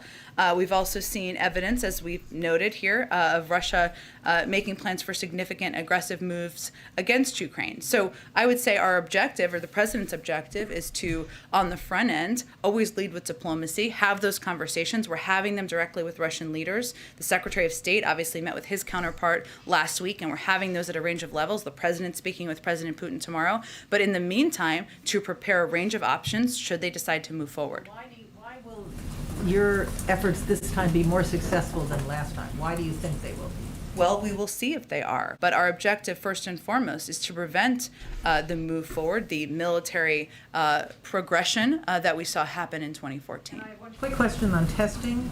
Last week, obviously, the president explained some ramp up in testing. You saw a moment there, I don't know if anybody else caught it, where she used this like sustained, almost vocal fry kind of thing at this lady to imply like a hard response. You know what I mean? Something she must have learned in her youth dealing with groups of girls. And then you could tell on her face the immediate look of regret that she stooped so low. and then her waiting for the response from this lady. Anyway, little conversational things happening sometimes during these live press conferences that just cracks me up. Learn a lot about people. But there's still a From lot of little countries things, like Germany and in my the UK and opinion, South in Korea my that experience. basically have massive testing free of charge or for a nominal fee. Why can't that be done in the United States? Well, I would say first, we have Mhm. 8 tests that have been approved by the FDA here. We see that as the All gold tone, no standard. content, Whether or special not all guest, of those tests exactly. would meet that standard is a question for the scientists and medical experts, but I don't suspect they would. Our objective is to continue to increase accessibility and decrease costs. And if you look at what we've done over the course of time, we've quadrupled the size of our testing plan. We've cut the cost significantly over the past few months, and this effort to ensure insurers you're able to get your tests refunded means 150 million Americans will be able to get free tests.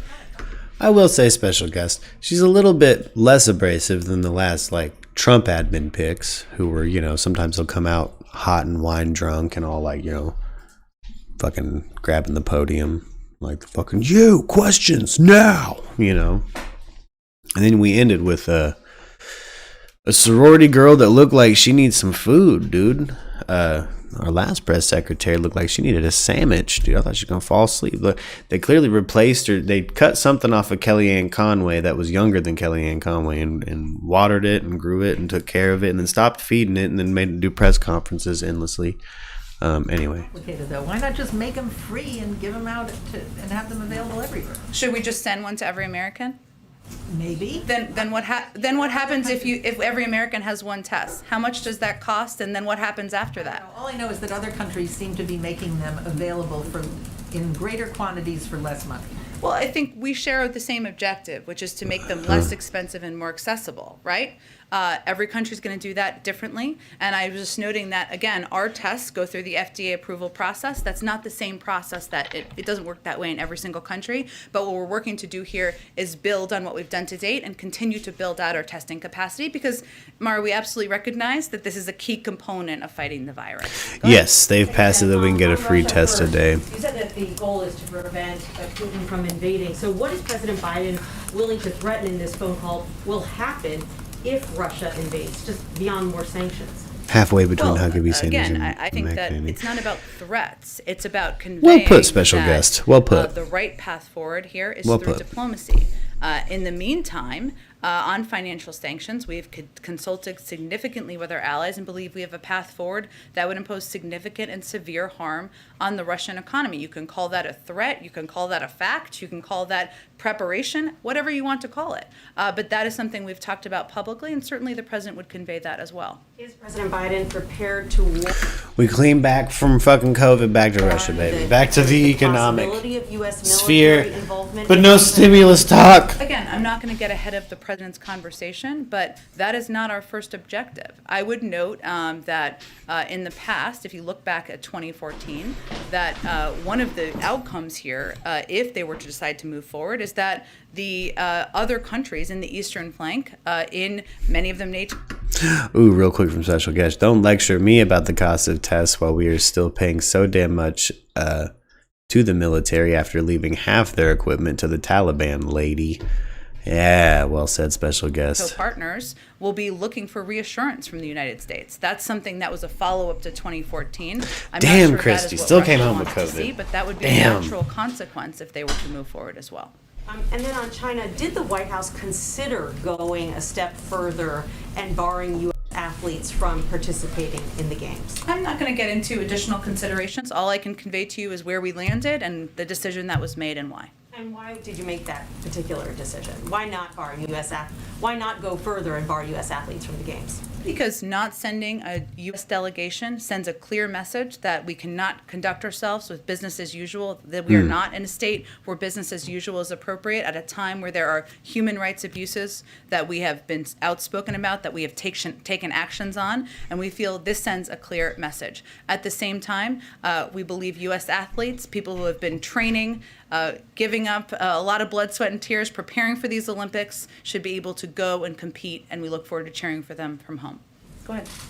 Yeah.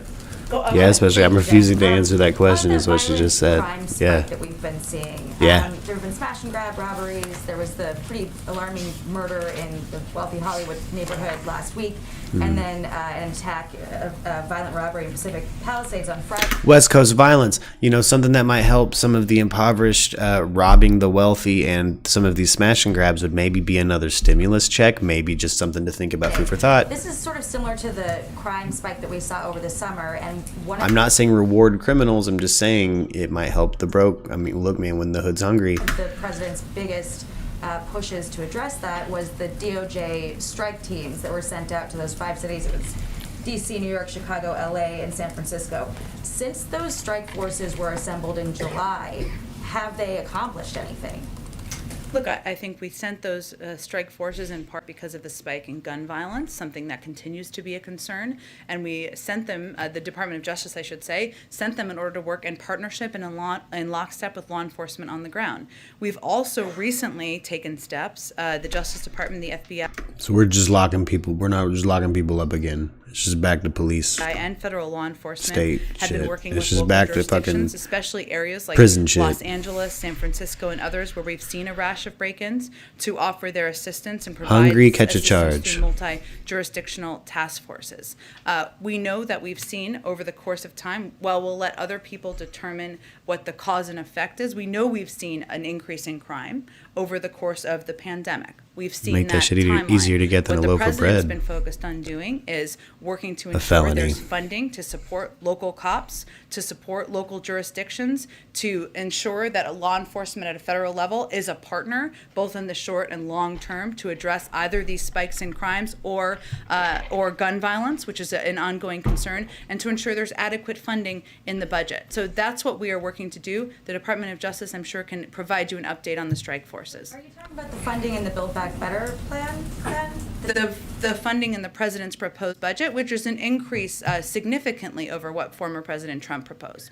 So are you saying that passing the spending plan would address crime then, in that way? Well, I'm saying that it Exactly, passing the president's special. budget, which is Arrest people, cheaper prescriptions, diagnose these people that are getting arrested. Special sees what's up. I see what's going on. I don't trust this shit.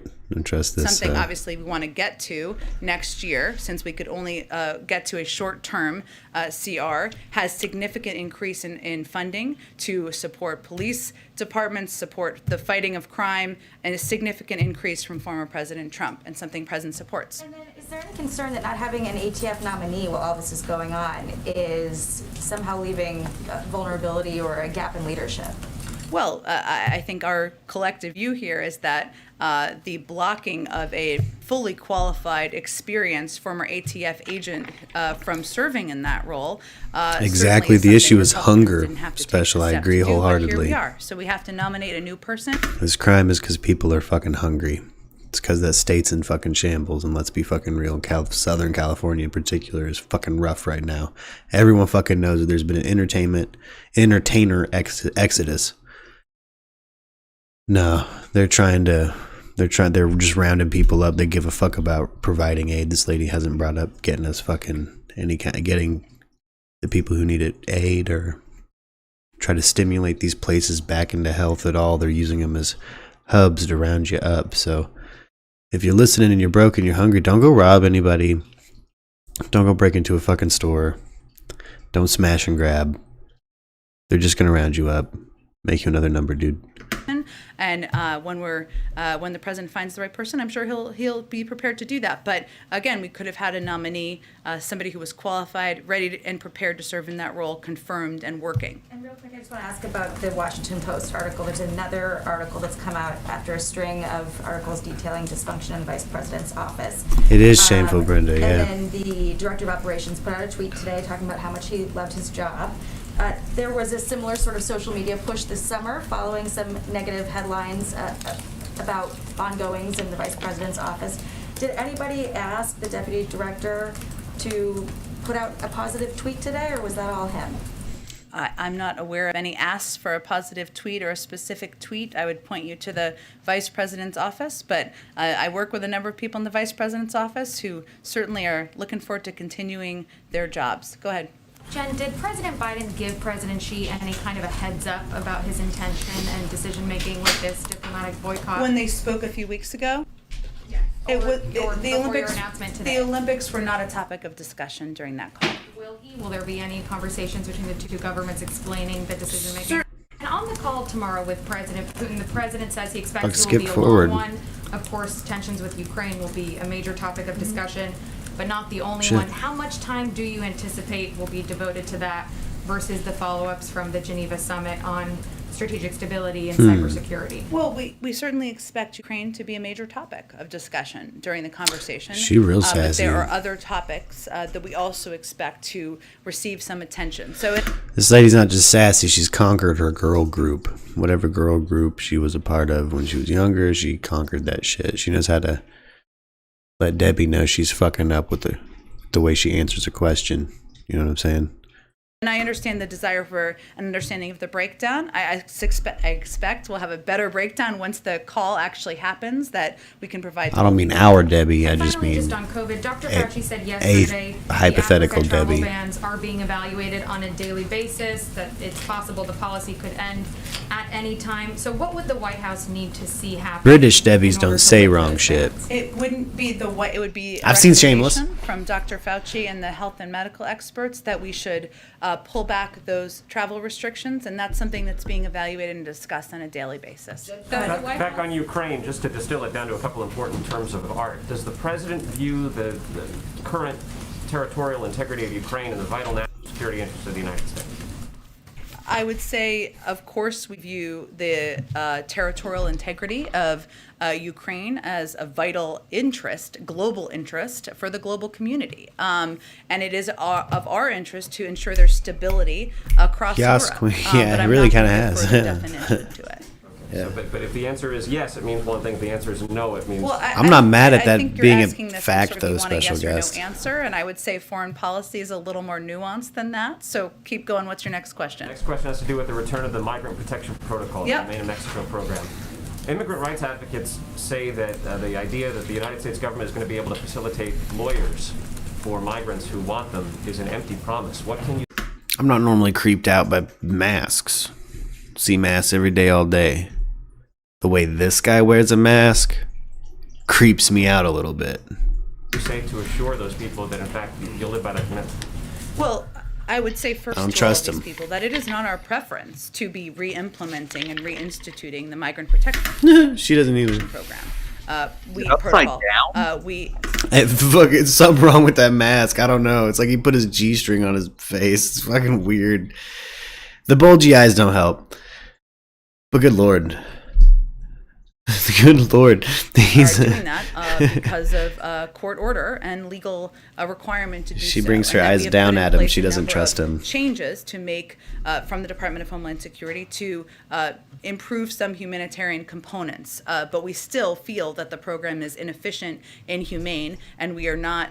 We did not eagerly re-implement it, I should say. But in terms of people who are skeptics, we are absolutely committed to doing everything we can, as we are required by court order to implement this, to take steps to ensure that there are that we are injecting additional humanitarian considerations and providing the assistance. well, when that you we word have- it like that we have special promised guest, to when you word it like that, special guest, you take the fun out of it. Go ahead. David Barnett, the chief of Mossad, is in town. He met with the CIA director a few minutes ago. When you say it like that, no, I didn't know. I As a didn't, military you option know. against the nuclear plants in Iran as a last resort.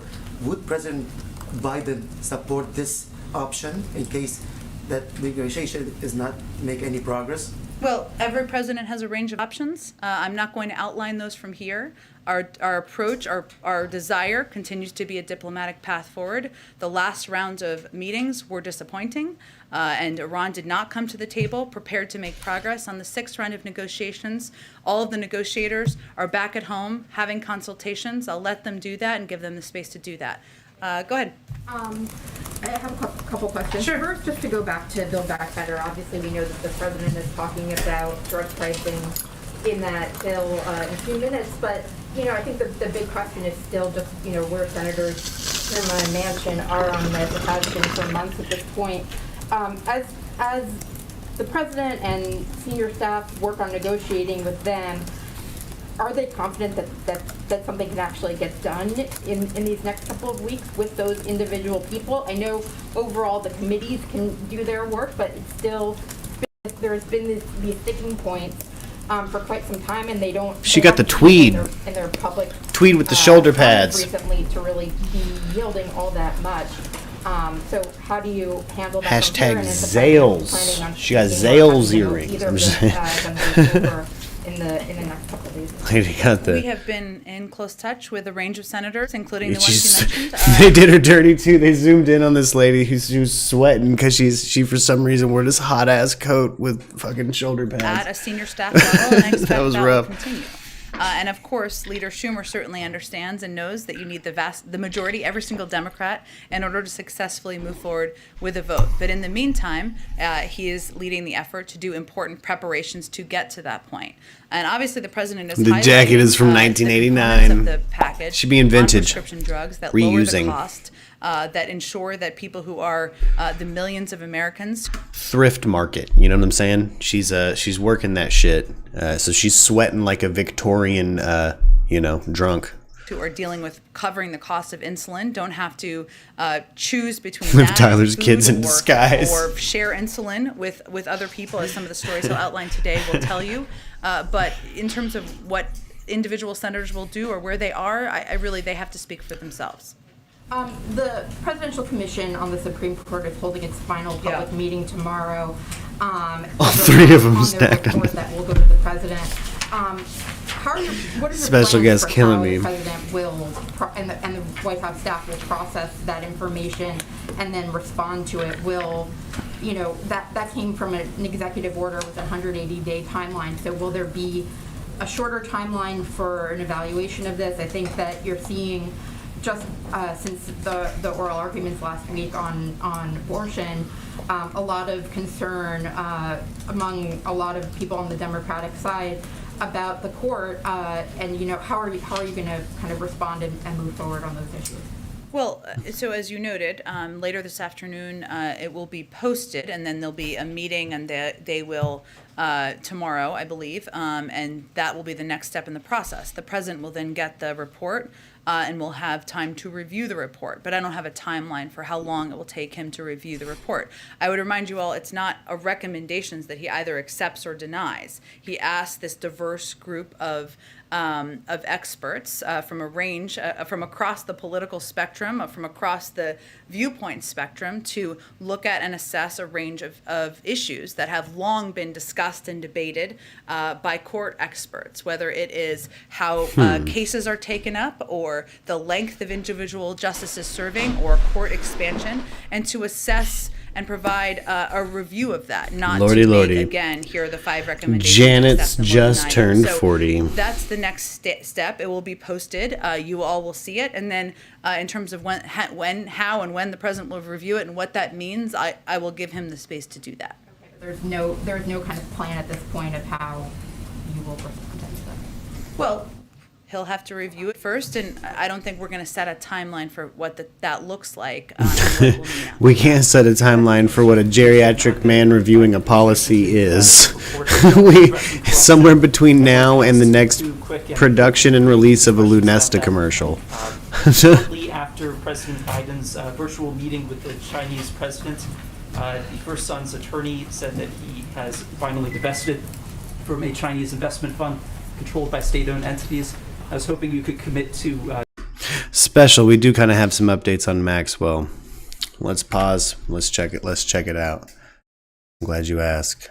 Let's look. Let's see. That's from 3 days ago, 5 days ago, 2 days ago. Only CNN 7 hours ago? For real? For real? Let's see. Family of Ghislaine, better treatment. Let's check this out real quick. Family of Elaine Maxwell on trial, accused of recruiting girls and at times participating in sexual abuse with Jeffrey Epstein, are asking for immediate improvements in her treatment. In a letter to U.S. Attorney General Merrick Garland obtained by ABC, Yo. Maxwell's siblings say the Bureau of Prisons and the U.S. Marshal Service have deprived her of adequate food during long trial days. They say the agencies did not give her enough time to meet with her counsel and declined to provide her with soap and water to wash her hands. The family says when given food, guards often gave her rotten eggs and peanut butter, which she's allergic to. The family's asking Garland to order the agencies to provide Maxwell with a food pack and soap each day and order marshals to give her more time with her attorneys. What? Good Lord. Good Lord. So that's what's going on. We gotta go on a trial. Let's see what we got here. I'm not gonna lie though, that does kind of sound like a story from the big book of shit that never happened. Right? Right? Like, look, I'm sure she's got a peanut butter allergy, but what, by adequate food, what do you mean? Like, does this bitch want lobster tail and fucking a few courses? Like, what are you talking about? Like, no, you get prison food like everyone else in prison. The county jail where I'm from doesn't even, I don't think they do hot plates at all. I think it's all cold food. The last time I was there, it was cold food. I wasn't there long. I wasn't there long enough to eat. I just saw them handing out. Bologna if you're lucky. Yeah, bologna if you're lucky. So, oof. I mean, yeah, that's what you get, Ghislaine. Fucking, yeah, go ahead and complain, family of Ghislaine.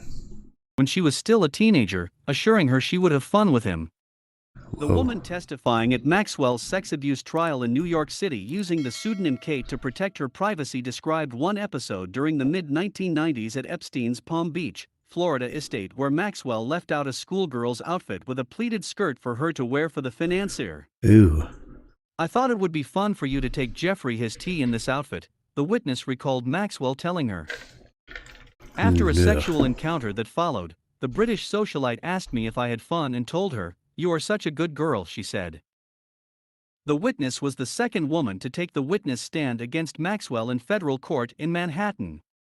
But unlike the first, she was at the age of consent in Great Britain and the United States during her sexual contact with Epstein, so the judge barred her from detailing specific sex acts. Maxwell, 59, has denied charges she groomed girls as young as 14 for Epstein, who killed himself in jail in 2019. Her lawyers say the government is making her a scapegoat for Epstein's alleged sex crimes.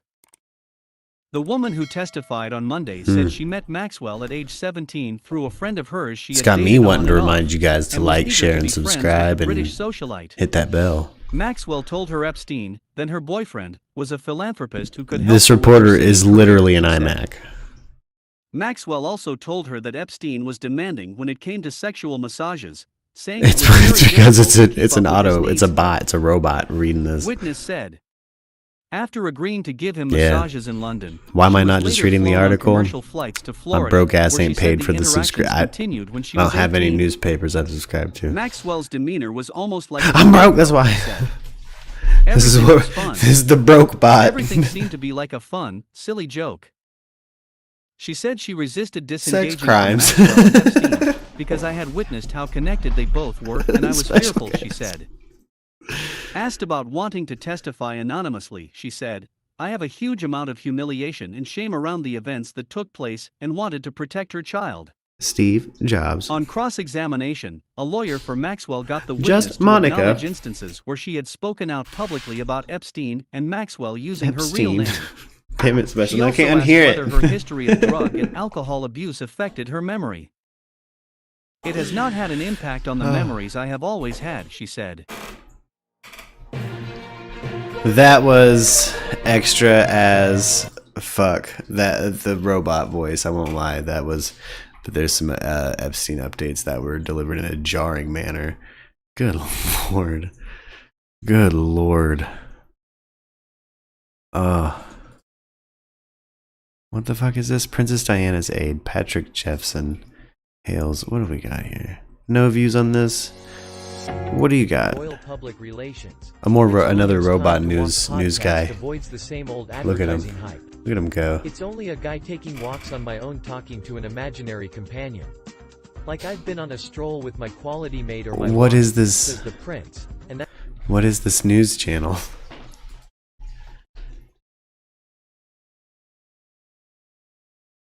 As part of the quietest revolution in royal public relations, Prince William, Time to Walk podcast, avoids the same old advertising hype. Huh. If only a guy taking walks on my own, talking to an imaginary companion, like I've been on a stroll. Huh. With my quality mate or my wife. Huh. Everybody getting into talking online now, dude. It's fucking, that's cool. I'm into it. Let's see, we got some Texas voting rights happening. Video shows masked white nationalist group marching at Lincoln Memorial from 3 hours ago. What the fuck? A nationalist group known as the Patriot Front descended on the National Mall over the weekend.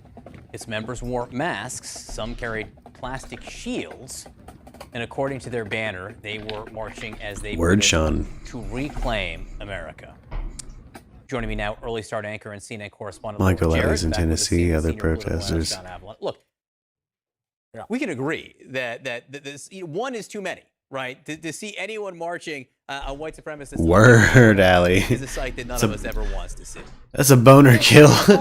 Michael Levy ain't got no phone reception. Having a bunch of guys dressed up like they're ready to go to war, dressed up with like battle armor and Molly got to get Verizon. It's for the coverage. It's not about the bill. It's not about the this or that. You got to go Verizon for the coverage, Molly. Aunt Molly. I'm on AT&T, Aunt Molly. I think we're probably both are, but whatever. Yeah, check out Verizon, Aunt Molly. It'll work in Tennessee probably. shields because in their minds the Civil War never ended, right? Right. And what Verizon, that shit'll work on the Wu-Tang Mountain. reclaim America. When was America ever taken? And who was taken from and by whom? Well, they feel like it's been taken from white folks. But since when are brown and black people ahead? Right? Not brought to you by Verizon. Since when are white men still not on top? She had. Allie, you for real? Aunt Molly has Verizon and it ain't working in Tennessee. Well, that's just. Verizon doesn't work in Tennessee. That's what. See, even Lux is like, the fuck? How the. I have Verizon. You pay for the coverage. Yeah. The fuck? That coverage is real. I can't believe Most of the that time, shit. I don't We're have not problems brought with to you by Verizon. Verizon. I don't give a fuck who your phone No, carrier we is. don't. Like, yeah. I'm just saying. Yeah, hey, That's not Verizon, hit me up though if you offer sponsorships. Anyway, you pay for the coverage. How the fuck is she not? How? Damn. Also, Damn. hello, everyone. Yeah. They're trying to mobilize that shit here right now, says special guest. Oh, the white national groups. My point is to say there's something crazy so as fuck. remarkable about having self-avowed white nationalists, white supremacists, marching on a memorial for somebody who signed the Emancipation Proclamation. It just sort of exemplifies the country's ongoing struggle with racism. Yeah.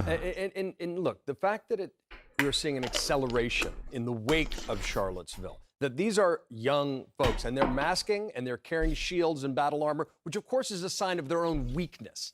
These are weak, anxious people trying to find definition and strength in this kind of militaristic white nationalist nonsense. The reason it's more Man, than I've been just up in a bunch of clowns Northern California in the middle of nothing and had reception on a Verizon phone. Tweeting. This particular group, the Patriot How the Front, fuck? was responsible for 80% of the white supremacist propaganda found on campus and elsewhere in 2020. So, and it's a young person's movement. This isn't just a bunch of old cranks waving their fist at the sky about how the Oh, country that's what is. scares me the most about this shit, tell guys. you, That it's all these they were young wearing masks, people. though. One of the things I felt that was most chilling about Charlottesville was people walking around unmasked saying, here I am. I have no shame over this. You know, we are free to express ourselves because that's where we think we are in this country right now. They didn't want their identities known. Yeah. Do you know who also, wore masks and face coverings? I mean, I don't want to think we're going to take too much. I'm not, but I'm saying Oh, there's no. a difference here. And It's scary I don't as know shit. Thought that they think that the attitude in the country is different towards the message that they're delivering or not. I just, it is notable. But the question is really what has changed since Bunch of Charlottesville, Kyle right? I mean, that's Rittenhouses. 2017. The FBI director, to your point, the idea that we dismiss this as sort of fringe actors, the FBI director, right? Chris Wray has told us that the #1 threat to this country, domestic terrorism-wise, is white supremacy. He has said that this is on par with ISIS. And the question is, since Charlottesville, what have we done? What has the government done to address I mean, this? there has been legal accountability and culpability, as we saw. I mean, in a verdict, in Charlottesville, to the tune of $26 million. That may be why they were masked, by the way. And it may very well be. And none of that changes the fact that these folks are cowards. Everyone who runs to find security in a blood and soil movement is because they are weak and they're trying to pretend they're strong. But we also shouldn't underestimate the historical resonance of this, which is why Laura's saying it. And the fact that this is a current issue in our country that we need to confront. When they come masked and carrying battle shields to the Lincoln Memorial, pay attention, folks, because this is a problem that we need to confront. This virus of hate and white supremacy and white nationalism in our country is not done yet. The only good thing is this one didn't turn violent, but the next one could, and that's always Oof. Lord Chair John Avalon, thank you very much. I don't even bring up violence in that situation. Good Lord, I hope not. Not ever. That's just the worst. Fucking frightening. Their vibe was frightening. They're like Different towards the message. I don't know, like this kind of image here of them marching out of this. I don't know. We just rewatched the HBO Watchmen, and this shit's just spooky. Everyone wearing like these white gaiters. Shit's so fucking weird. Spooky as hell. Oof. Oof. Loady. You hand me one the other day. I don't know where they get after. Hey, man. A classmate about the shooting. Biden delivers remarks on lowering cost of prescription drugs. We don't give a fuck about the prescription drugs. Where's the damn stimulus chunks, dude? Type 1 diabetes need to take throughout their lives to control their diabetes and stay alive. It's almost exactly 100 years ago that a 14-year-old To back up Molly Golaley. What? Allie, word? first person to receive an injection of insulin. Today, one bottle of this life-saving liquid costs less than $10 to manufacture. Jameson cracking me up. Prices increased by 15% or more each year. She'd take that charge. She shouldn't get bucked. Depending on the nature of someone's type 1 diabetes, the average sticker price for a month's supply of insulin is about $375. But some people it can be as high as this dude just, he's, they need to take more. you have a president that sets a fucking precedent for lack of decorum, and then we have this kind of sleepy ass motherfucker show up. It's just such a, I hate both of them for what they did, what they're doing. My sister Shelby, who was diagnosed at age 8, she told me that affording insulin has been the challenge of her and her family's entire life. Sometimes she and her sister ration doses. Whoa, Debbie. Yeah, that happens in the UK quite a bit, actually. Although she was working 2 jobs, There's quite a few of those in your area. Deductible, and insulin was about $1,000 a month supply for her. So she started sharing her sister's insulin from the same vial. Uh-oh. At one point, because Shelby thought Sarah... He gets in these stories. ...that Shelby cut a dose in half because the bottle was sitting there and it would look like it was half empty. Is that correct? And at that time, she Is thought, that correct, bitch? You just heard this story. I guess she hadn't taken it yet. Shelby had been hospitalized as a consequence for 4 days, working 2 jobs, sharing insulin from the same vial in America. Shame on us as a nation. What? We can't do better than this. I mean, you could make it to where she could afford the fucking insulin, and we could also stimulate the maybe stop some of this crime all at the same time with some stimulus checks. Dude, just saying. Didn't include diabetes. She shouldn't have to ask such a question. You know, I think about what just happened with Aisha, who's diagnosed with... Oh, I see. That was a twist ending, Alley Cattails. I like that. having to choose between rent and groceries and medication. Quote, relentlessly without relief every day, was your quote to me. Oof. Having to ration her supply. Sleepy ass dude. How you doing, Graf? I see you in here chilling. Dying. She ended up in a coma. Think about that. The difference between nearly dying and thriving is the cost of one drug. Sarah and Aisha are far, far from being alone. Dude is so sleepy and quiet. 34 million Americans. It's like 10% of the population have diabetes, including more than. they need to get those mics just a little bit closer to him. Diabetes, requiring daily doses of insulin and very Lord, I try to tune into these kinds of things because he's the president, you know. Sacrifice is due to a drug that costs just a few bucks to make. We end up in this situation where I feel like I'm wiping tables in a bar. Like, damn, all right. Somebody come in here, good Lord. Looking to maximize profits, and nobody standing up for the patients. Nobody with the power to do something about it. It's enough. Enough. No, I mean, you could make it to where she could afford some insulin by maybe some stimulus stuff. Better bill takes 3 key steps to lower the cost for families dealing with diabetes. First, we're going to cap costs Or UBI. Just saying. We kind of proved we could do it. Just saying. Food for thought. You can't get charged more than Your party really likes that shit on the ground. for your insulin. That's across the board.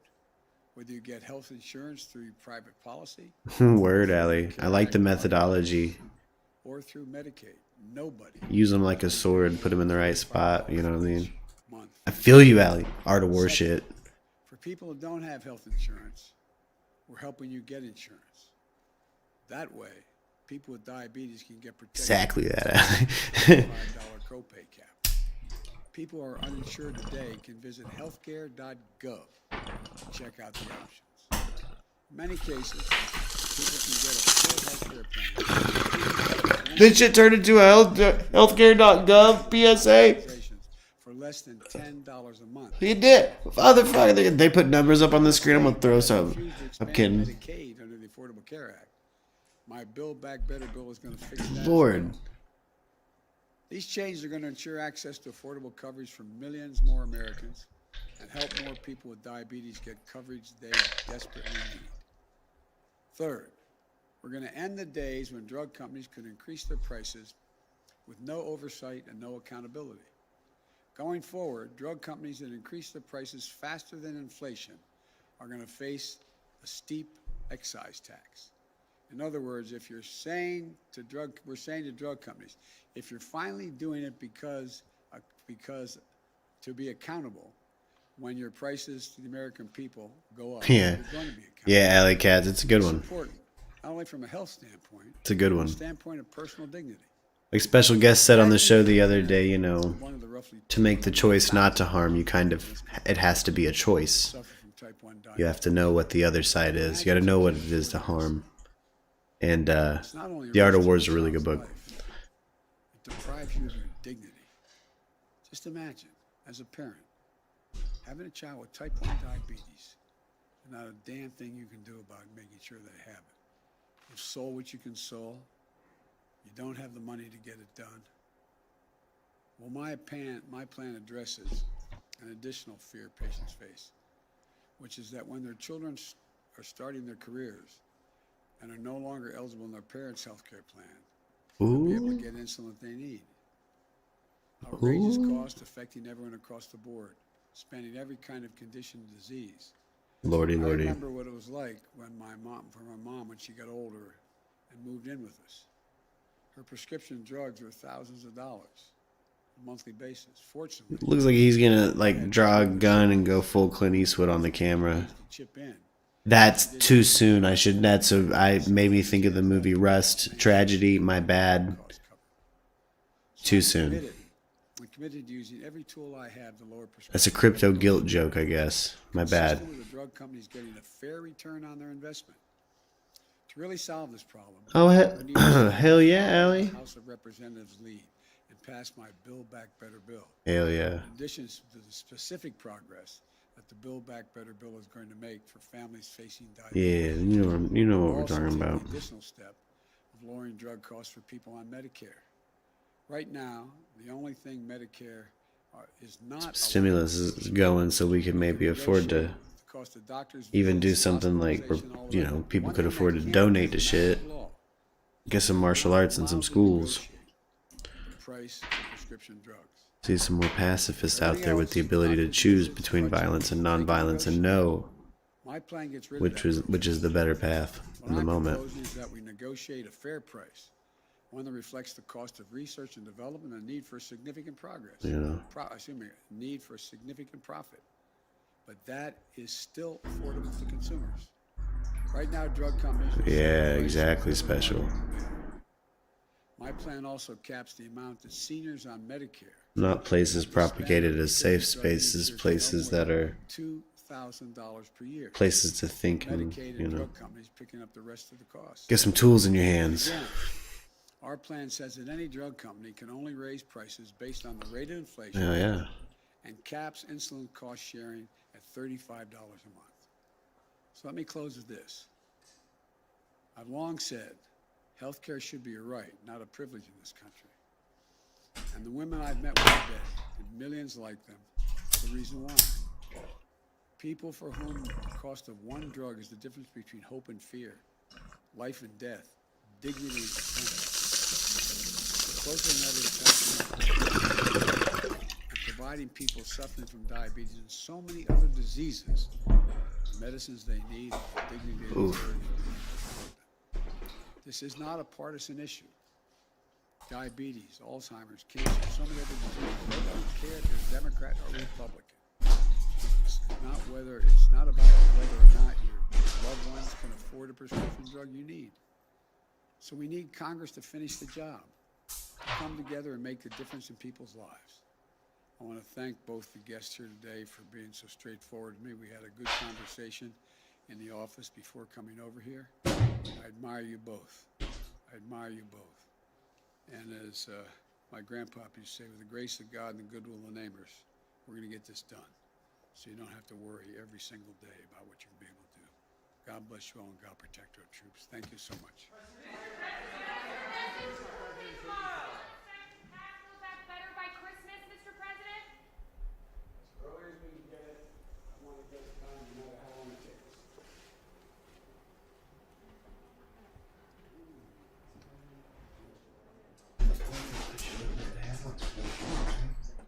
What?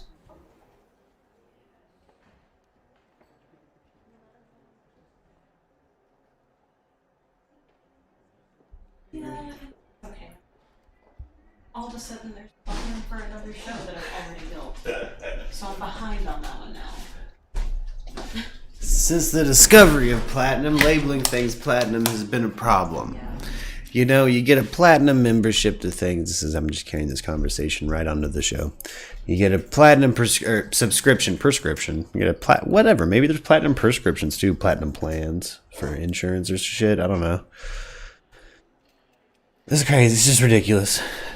Found a way to top gold for no reason other than someone's hiding gold. Is that conspiratorial of me that someone's hiding gold? It's probably because we live in a country where people aren't, you know. Oh, we got a new COVID concern. This morning, for the first time in 2 months, the U.S. is averaging more than 120,000 Get caught up on some new news today, COVID-19 guys. cases each day. The vast majority of new cases continue to be from the Delta variant, but U.S. health officials have now detected the new Omicron variant in at least 17 states. Meanwhile, in South Africa, where Omicron was first detected, coronavirus cases are spiking. However, South Africa's president says hospitalizations from Omicron are not increasing at an alarming rate. Joining us now is an epidemiologist from South Africa. Very serious topic. I want to talk about this lady's kind of husky voice. She got that thick neck. Who has helped lead his country's COVID response, Salim Abdul Let me Karim. count those Doctor, neck thank you so much for joining rings. us today. I want to start with the two big questions I'm roasting here. news people, I Is guess, this more today. transmissible, and are you Respect. seeing it evade vaccines? She robbed two middle school best friends for those best friends bracelets she got as earrings. Every lady thinks that's funny right now. I don't care if you're not laughing because you're a lady, because whatever. It's like not politically correct to say and grill this lady on her earrings. Whatever, I get it. What you can be, but I know you're laughing. I know you're laughing. I know you're laughing. Yes, a very good day to you. I know it. The virus itself, Sure, she's a nice lady. Very serious topic. But she robbed.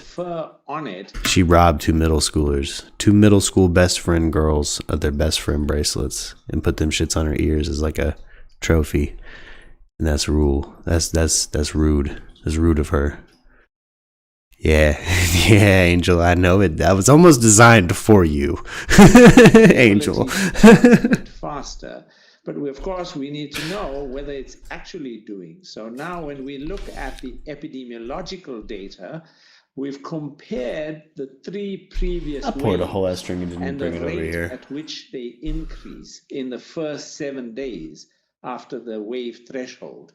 And what we have found is that the Omicron variant is is doubling faster than any of the 3 previous waves. What we have is that in Omicron, I'm calling her. This lady's vicious. the doubling time is She out there mugging little girls for their shit, putting it on. Fuck you, Becky, pushing them down. every day and a half. In the previous Got the look of a killer. the Delta, Beta, Oh, stone and eyes. G variant, the average was around 2 to 2.2 days. In Motherfucker this seems initial nervous because he knows he's talking to a cobra. So certainly the early evidence, and I have to say it's very Take those early bracelets. preliminary evidence, Give me your suggests shit. that it is more transmissible. And we are, Oh. as we, of course, Were those earrings cool at some point? want to know about how severe it is. And there are some South African scientists who... Allie, are you telling me at some point it was cool to put a whole ass fucking best friend's bracelet on your ears? I mean, maybe. I don't know.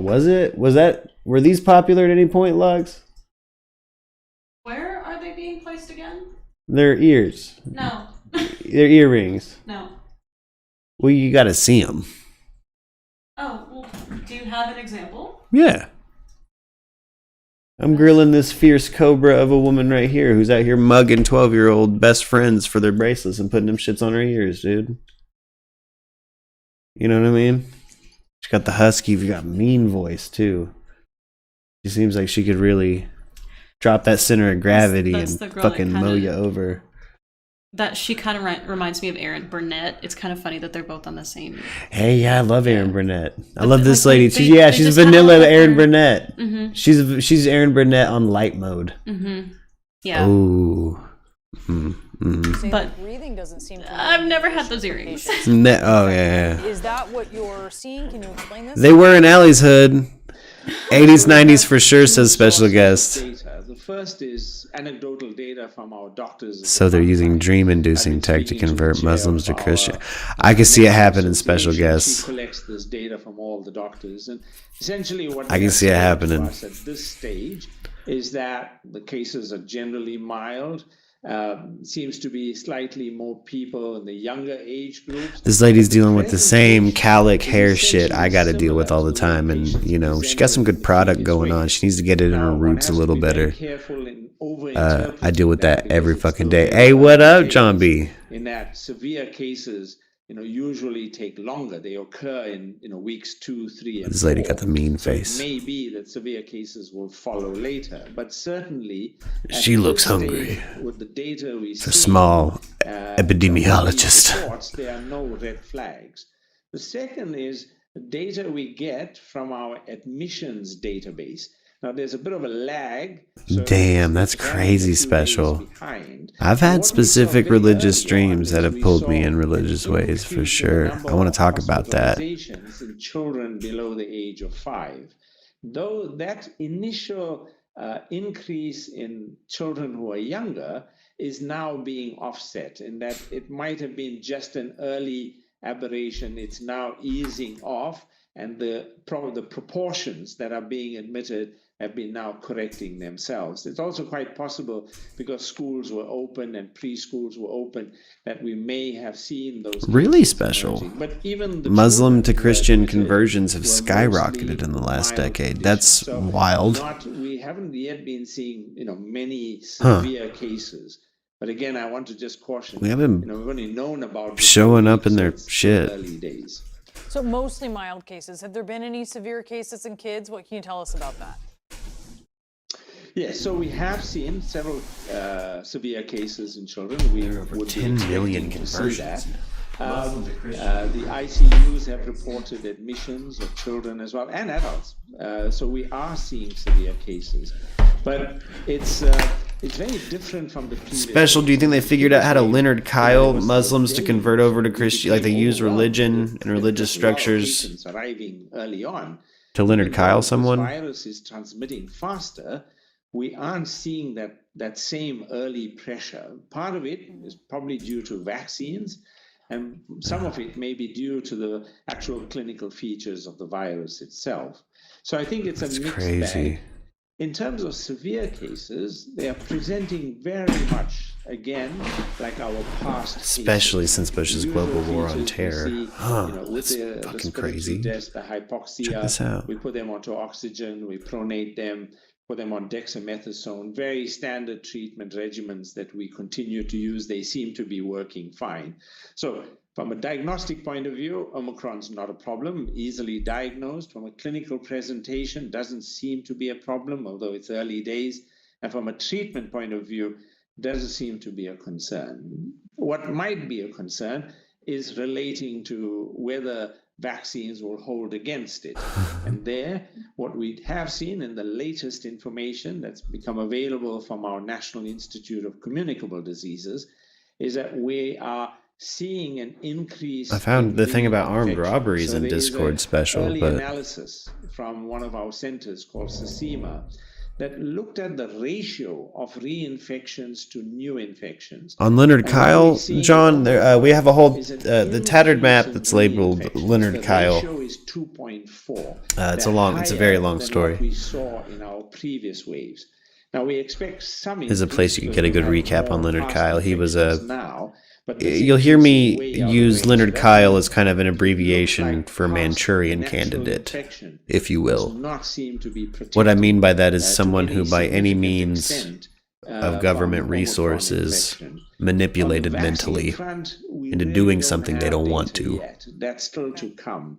We are seeing breakthrough infections in vaccinated individuals, but so far they've been mild. But I don't want to make too much of that. Still too few cases to make any comment. Yeah, all the more reason, though, to get vaccinated. Ensure that you have one of those mild cases here if you get it. Salim Abdul Karim, doctor, thank you so much. Okay. So Omicron's being persistent, but Pleasure. not Thank you. necessarily the nastiest. The new rules for international travelers headed to the U.S. go Now let's see into if we can effect find on any Monday. news on this. All international travelers will be required to test negative for COVID-19 within 1 day of departure. This includes both vaccinated and unvaccinated people. President Biden announced the This guy, Dinesh D'Souza, is talking about it. Let's see what we got here. So in the chat, special guest, just to catch everybody up if you're just tuning in into this kind of rabbit hole we're going to dip down into here in the second hour of Merc Radio, the talk show. As he was saying, there's like over 10 million Muslims that have converted to Christianity because of dreams they've had. And, we have a show together, special guest and I, that get called The Tattered Map, where it's a conspiracy theory based show. And let's just kind of go down this rabbit hole of what's going on. Let's see if we can't get some numbers, I want to talk about a remarkable phenomenon Let's that see. is Tell me going about it, on Dinesh. in Asia and Africa, namely. I'm wondering if this dude reviews movies like a bunch or something. I kind of like his little setups. Legit, his setups better than, I don't know. This dude's on it. This dude like follows the list of what to do to be a successful YouTube talking head. The large Already, I don't know who this dude is. of Muslims to Christianity. Historically, this is completely unprecedented. Historically, it's very difficult, and very few people have converted out of Islam. There are a couple of That's what I've always exceptions to read. that rule, but in general, So I was surprised to hear that well, from we know Special. Islam doesn't like people to convert out. In fact, if you think of the old line about the Hotel California, you can check out anytime you like, but you can never leave. That applies to Islam. You can't leave. And you can't leave to become an atheist, and you can't leave to become... Homeboy straight fucking quoted Hotel California in this opinion piece, and I really like Dinesh. Hey, be sure to hit like, share, and subscribe on Dinesh D'Souza. Oh, you don't like D'Souza? Is he bad? Never mind. Sorry, I retract that as Dinesh now. Is he bad? Yeah. It's in the Informed channel.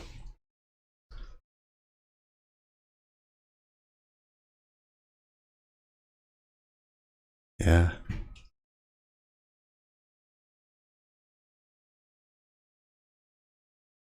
become a member of another religion. In both cases, it's considered not just losing your faith, but apostasy, betraying the Muslim people. Well, And it's been punishable by imprisonment.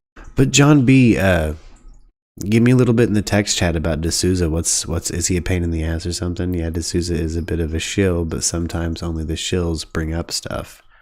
Oh, who's he shilling for special? Like, who's he, you know? He made a couple of docs about Trump being the second coming, literally. Oh, don't like, share, and subscribe to D'Souza. Let's grill D'Souza then. Yeah. Okay, he's a gross fox type. Oh, I didn't know this about D'Souza. I didn't know who this fucker is. Whoa, Imprisonment, for real? or beatings, or in some cases, even death. Remember, for example, the fatwa that was put on Salman Rushdie, the writer, because he was seen as a sort of apostate to Islam. So this strategy of making... Oh, so this is, okay. I see it right here inside the oh, shit. This dude he's on some whole Trump is the second coming shit. Whoa. There's a whole bunch on YouTube if you type it in that's like almost designed to get Muslims to start thinking about Christianity, which is wild. Wild. There must be some kind of like coordinated psyop going on, right? To get people to convert. You know? That motherfucker in a tuxedo already. I swear he was just in a tie. Thank you so much for having me here today. I'm so honored to be here to talk Yeah. about an issue that is deeply personal to me. They just pulled an old ass thumbnail on this dude. They gave him his crooked ass tie in this photo. It's fucking hilarious. That's fucking hilarious.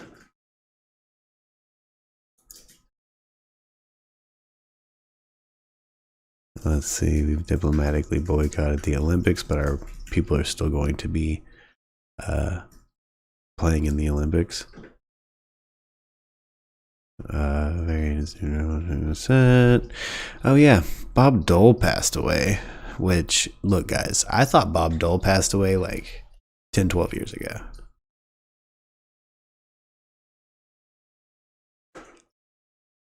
Yeah, the story I linked to Discord as well. I just couldn't find it. Let me look again. Real quick. I don't have any updates on any of the channels if anything's been dropped.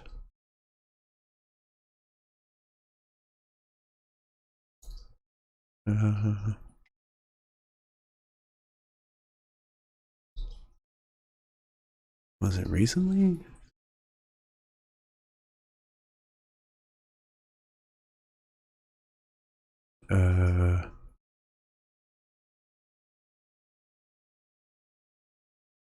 Oh, here we go.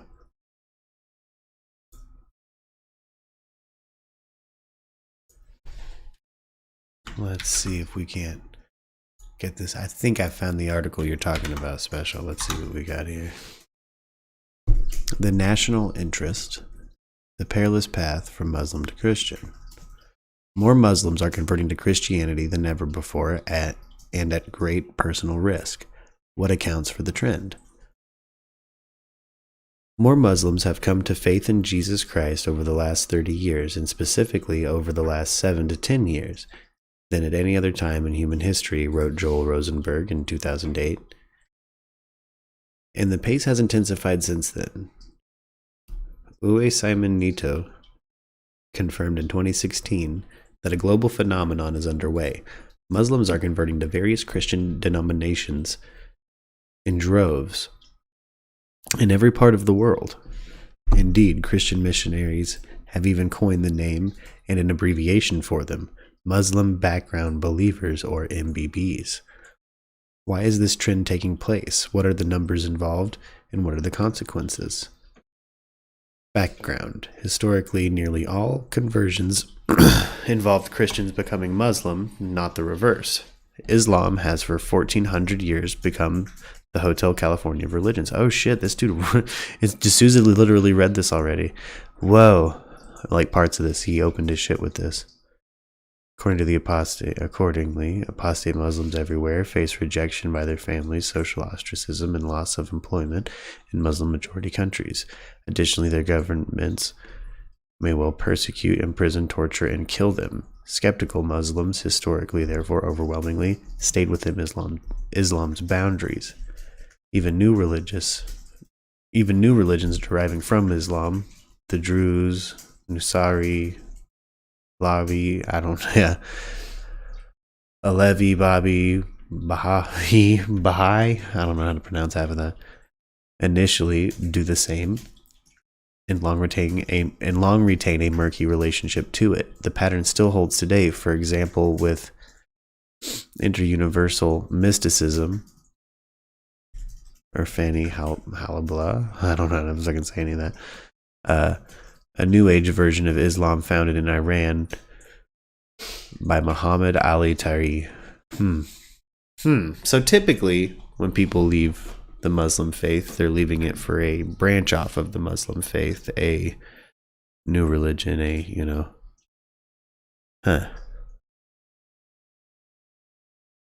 This is crazy. Number of converts, let's see. Total number of MBBs in 2010 at nearly 10 million, marking a 50-fold increase. Dude, that was 11 years ago.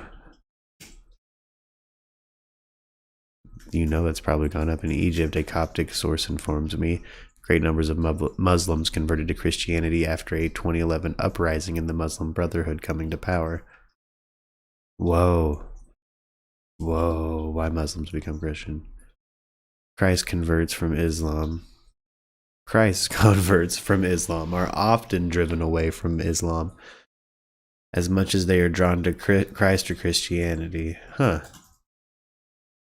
Focusing here only on the factors that propel Muslims specifically toward Christianity finds the list to be long. Dreams and visions is the top of this right here. Whoa. Dreams and visions, especially of Jesus, probably drawn about a quarter of MBBs. Mike Ansari, an Iranian convert, reports that many people are actually having dreams and visions about a shining man dressed in a white far. Whoa. Before we are out there telling them about Jesus. Have you seen the white-robed man? Have you seen Jesus? The leader of the Presbyterian Church in Pakistan found that Afghan imams were traveling hundreds of kilometers to study the Bible with him. When asked what prompted them to do so, the minister replied, dreams. Christ had appeared to them in their sleep and instructed them to come here to hear the truth. Wild. So they're seeing a white-robed man.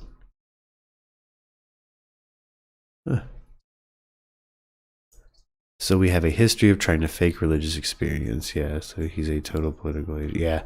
Yeah. Okay, so Deshara is totally shilling it for the wild Christians and converting people in a weird way.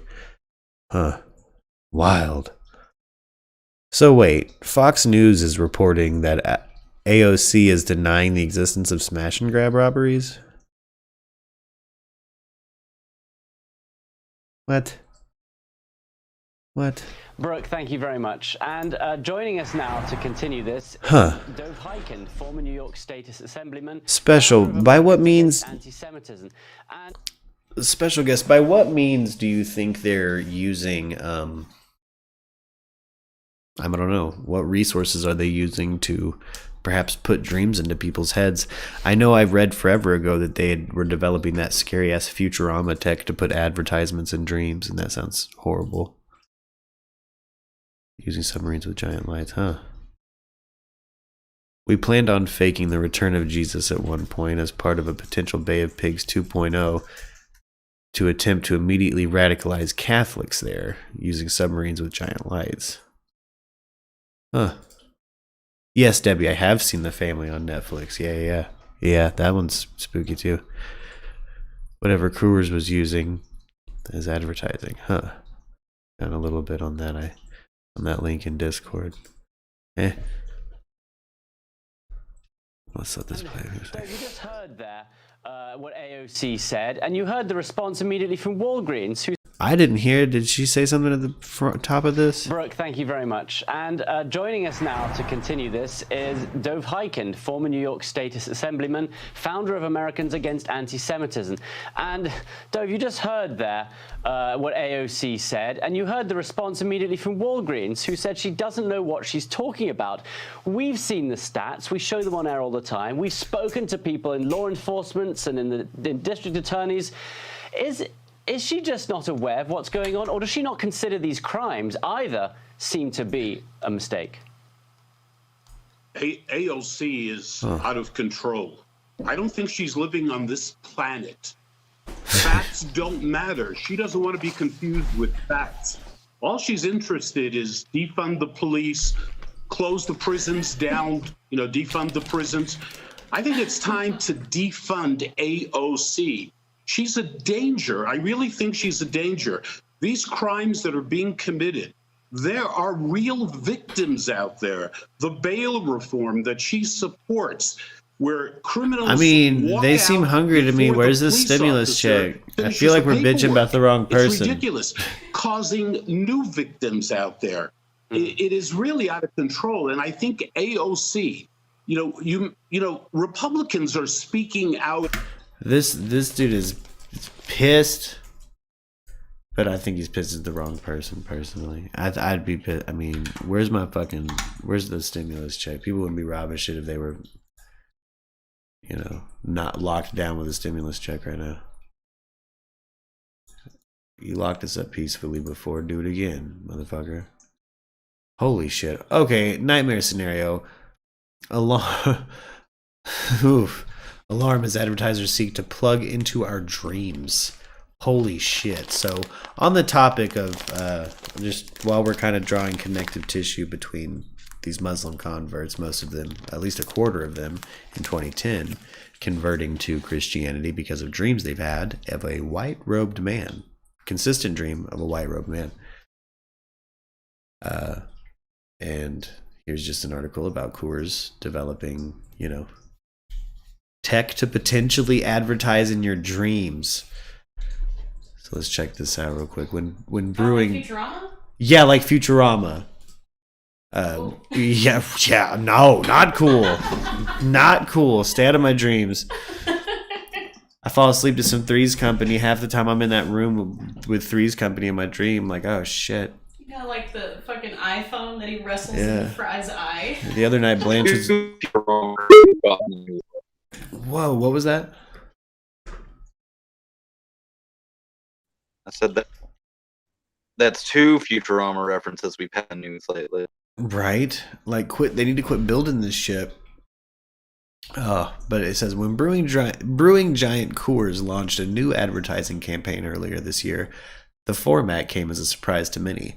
The company was planning to infiltrate people's dreams to get them to buy and presumably drink Coors beer. Fuck that. Coors encouraged people to watch a short online video before bed, then played an 8-hour soundscape through the night. If successful, this targeted dream incubation would trigger refreshing dreams of Coors, according to the company.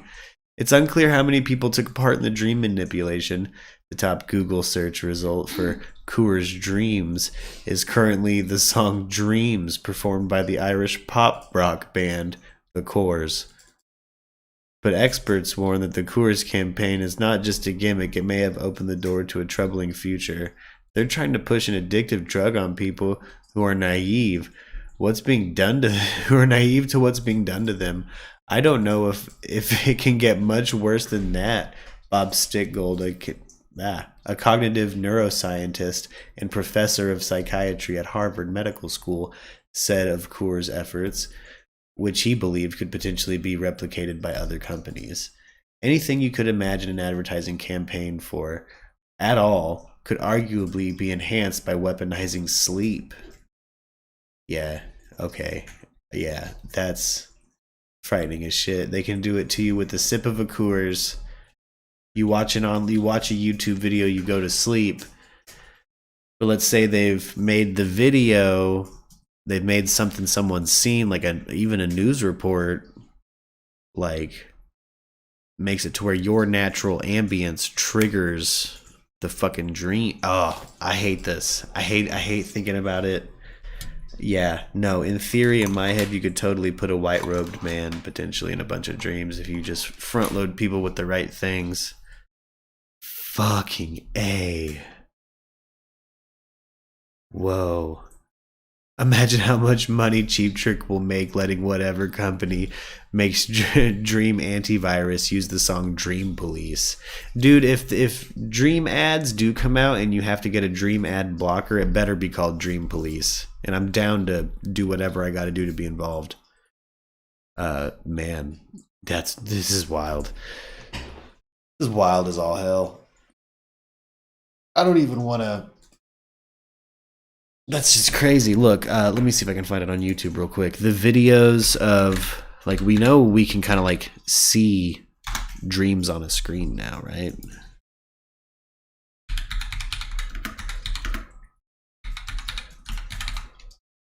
Video of dreams, not from Fleetwood Mac. Where did it go? Of subconscious mind.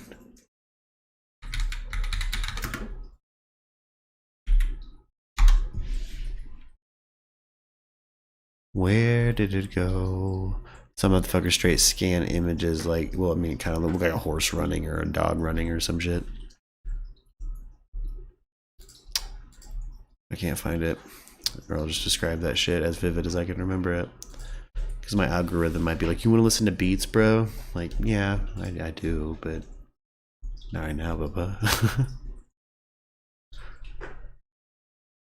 Lordy, lordy. Let's see. Put a scan.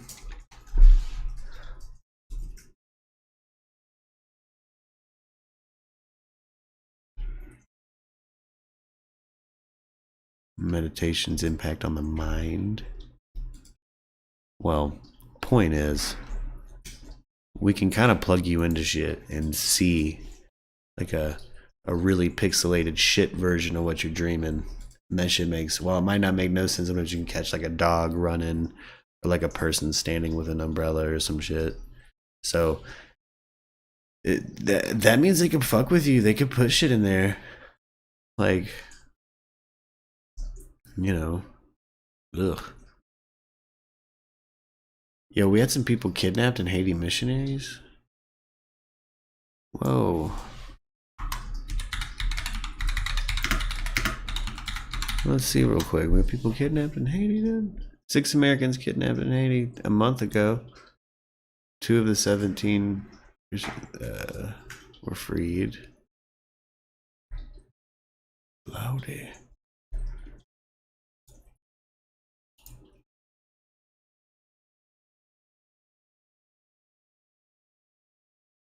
Damn. Did it take in like... Following breaking news this morning, 3 more of the Christian missionaries kidnapped in Haiti by an infamous gang have been released. Christian Aid Ministries released a statement saying, quote, "We are thankful to God that 3 more hostages were released last night. Those who were released are safe and seem to be in good spirits." The group provided no other details. Damn, alley cats. 17 missionaries were abducted in October, including 5 children. Went to 2 school other with the hostages Coors were released kids. in November. 12 of the missionaries from the United States and Canada remain abducted. Yeah, we're still in the middle of a hostage crisis. We're still in the middle of a hostage crisis, and we got people performing smash and grabs because we need some damn food in the hood. Fauci breaking down the Omicron business. Let's see what we got here. If Russian President Vladimir Putin invades Ukraine, President Biden is working through several options. Biden's going to talk to Putin tomorrow. Is putting together what I believe will be the most comprehensive and they tone shift meaningful too. Set of initiatives to make it very, very difficult for Mr. Putin. On Sunday, Republicans and Democrats agreed. Ukraine needs strong U.S. support. If Russia does decide to move further into Ukraine, it would be a mistake of historic proportions for Moscow. We must prepare for the worst. I do think that President Biden needs to be very clear and very strong in his message to Vladimir Putin. White House officials say direct dialogue between the two. Yeah, like he has a leaders is cold. essential I at think a he's time doing it on of high purpose to try to tension like this. fuck with the It'll be Russians. The first direct conversation between President Biden and President Putin. Or they came in and hit him with, said they came in and hit him with some air duster, and we're like, now get Big Dog on the Russians, and he was, yeah. Did you hear his voice in that press conference? He's like, yeah, I'm gonna make it very difficult on Mr. Putin. It's like, that's not. You're normally like Sleepy Joe, baby. At O'Keefe. Where's that fuck? What the fuck? The White House. Like someone hit him with air duster. The January 6th commission is postponing depositions with former President Trump's national security advisor, Michael Flynn, and Mr. Trump's personal assistant. The depositions were scheduled for today, but were put off as they, quote, engage with the committee's investigation.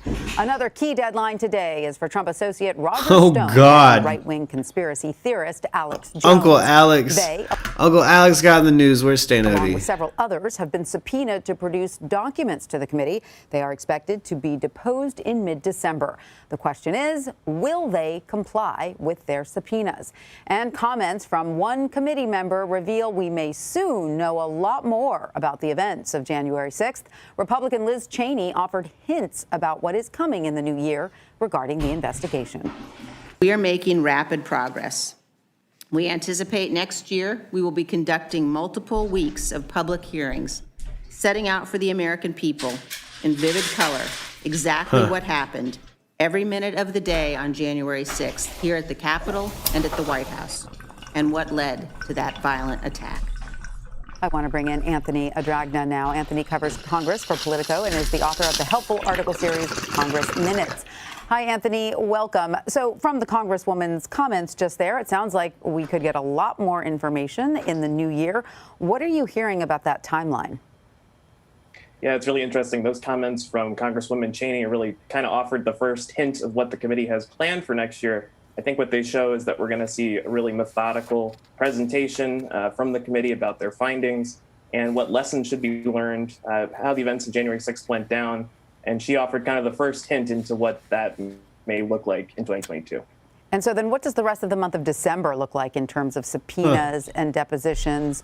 What are some of these bold names that have still to testify? And additionally, is it really not so much the, headline names that are giving the committee their information, but all the sorts of dozens of other side players who may be filling things in for them right now? Who doesn't like Soundgarden, Your the last special point is really, guest? I think the crucial part. We heard last I week like that there have been Soundgarden. more than 250 people that have offered testimony to the Good committee rest, some to good date. rest, some good shit. There's a lot of focus, understandably, on some of the big names. You mentioned them, some of them in your lead-in.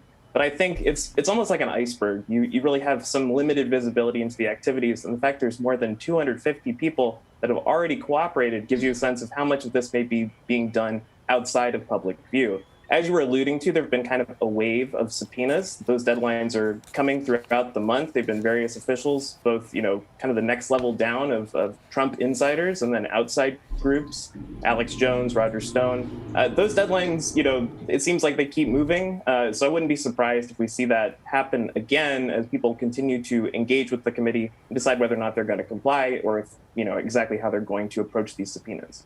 And why did the committee, do we have some more insight into why they gave Mike Flynn and Trump's personal assistant those short postponements for their depositions? Yeah, I think these are actually somewhat routine, as you alluded to. The lawyers are engaging with the committee. We saw former DOJ official Jeff Clark have his postponed as Oh, and Schroyer got it like a motherfucker, dude. You know? well due to a health condition. So these deadlines, I think they're sort of trying to force action, but it's actually pretty common throughout this process to see people push them out by a couple of days, a week or so, as the lawyers do engage with the committee and figure out exactly how they're going to respond to these requests, demands. Right, and as you alluded to as well, 2 Trump lawyers are pleading the fifth: Jeffrey Clark, a former DOJ official, and John Eastman, the attorney. Homeboy looks like he was born breech. I said The it. former president allegedly pressured then Vice President Mike Pence to overturn the election. What are you hearing both about this and whether those actions are helping Congress or spurring Congress? Yeah, to sort of special guest. Exactly. change That's why I the like him. loophole that They started off hair the metal. president was kind of going after, not the loophole, let's say, but that piece of the Constitution that the president was focusing on to try and pressure Mike Pence. Well, I think it's going to be a critical question coming up on as exactly how these officials respond to it. There's been sort of concern about the blanket invoking of the Fifth Amendment, and so I think that will be an interesting call for the Department of Justice on whether or not. Obviously, we've seen Steve Bannon indicted for contempt of Congress. What do you guys think the people who participated and were the ringleaders of Jan 6 should be charged? How do you guys think about that? What do you guys think? I want to know from the chat. Like, do you guys think that, was that conspiracy? Is it treason? Let me know. Yeah, dude. Oh, yeah. Mwah. Like, there's something about the tone of Soundgarden's guitar work that's just always the shit. 4th of July, Mailman. Dude, they got some fucking hits on that. Was that second, third record? That fucking self-titled Soundgarden record? They're solid. That's a solid band. That's really good shit. Cat farted. It wasn't me. We'll see if that applies here, if Jeff Clark maintains kind of this blanket invocation of the Fifth Amendment. I think there's different people come down on different sides of that legal question, but it'll be really interesting to see people that are perhaps engaging, but only nominally so, and not actually providing information to the committee. And I think you're right. There's going to be an effort to try to hold people to account so that they can't just sort of finagle their way out of responding to these subpoenas. Right. And Anthony, a former D.C. National Guard official, is accusing 2 senior leaders of lying to Congress and attempting to rewrite the military's response to the January 6th riot. Politico did obtain a memo written by Colonel Earl Matthews where he says these 2 leaders delayed the military order for the National Guard to deploy. That's a serious, allegation. What are you hearing about this memo? Yeah, this just came to light. My understanding is that portions of this narrative were sort of laid out in the report from the Senate committee that came out a couple of months ago. But I think what this really goes to show and really underscores is just how the recollection and the story of these moments of this horrible day are still very much up, not fully known. And I think that's something we're going to look for when the House committee comes out with its findings, is to really sort of get a definitive account of what's going on. As you mentioned, this memo lays out quite a difference of how the moments are understood. So I think that's something that we're hoping to get greater clarity from when the committee does offer that final report in the new year. Absolutely. Well, Anthony Adragna from Politico, thank you so much for joining us. We appreciate your insight. Thank you. The parents of the Michigan school shooting suspect are each being held on a $500,000. We already know about all that news. But goodness. Big news cycle this week, and it was a lot to catch up on, a lot to chew on, And this whole time, John McAfee's still just dead. We're still just gonna act like it's not a big deal. He's just dead. The craziest fucker that's normally in the news is just dead. Just dead. That's it. Gone. Gone. Dead. Hung himself with a tattoo that said, "I didn't hang myself." Now, that's the level of I don't do what. The what? You either rescinded on some shit and should have. I just the John McAfee thing, Yeah, I say charge all the ringleaders of that shit with something. I mean, they did coordinate something. They tricked a bunch of people into flying coach to a fucking riot. But, you know, I don't imagine the government's going to drop the hammer too hard. And we're probably all going to be a little bit bummed about how hard they don't drop the fucking hammer. You know? Oof. Lordy. But I think I'm going to go ahead and round her on down for the day. It's a busy Monday all around, I think. And, you know, I'm going to come in hot here in a bit with probably something new, probably something different. So stay tuned. Make sure you've liked and subscribed and hit that notification bell.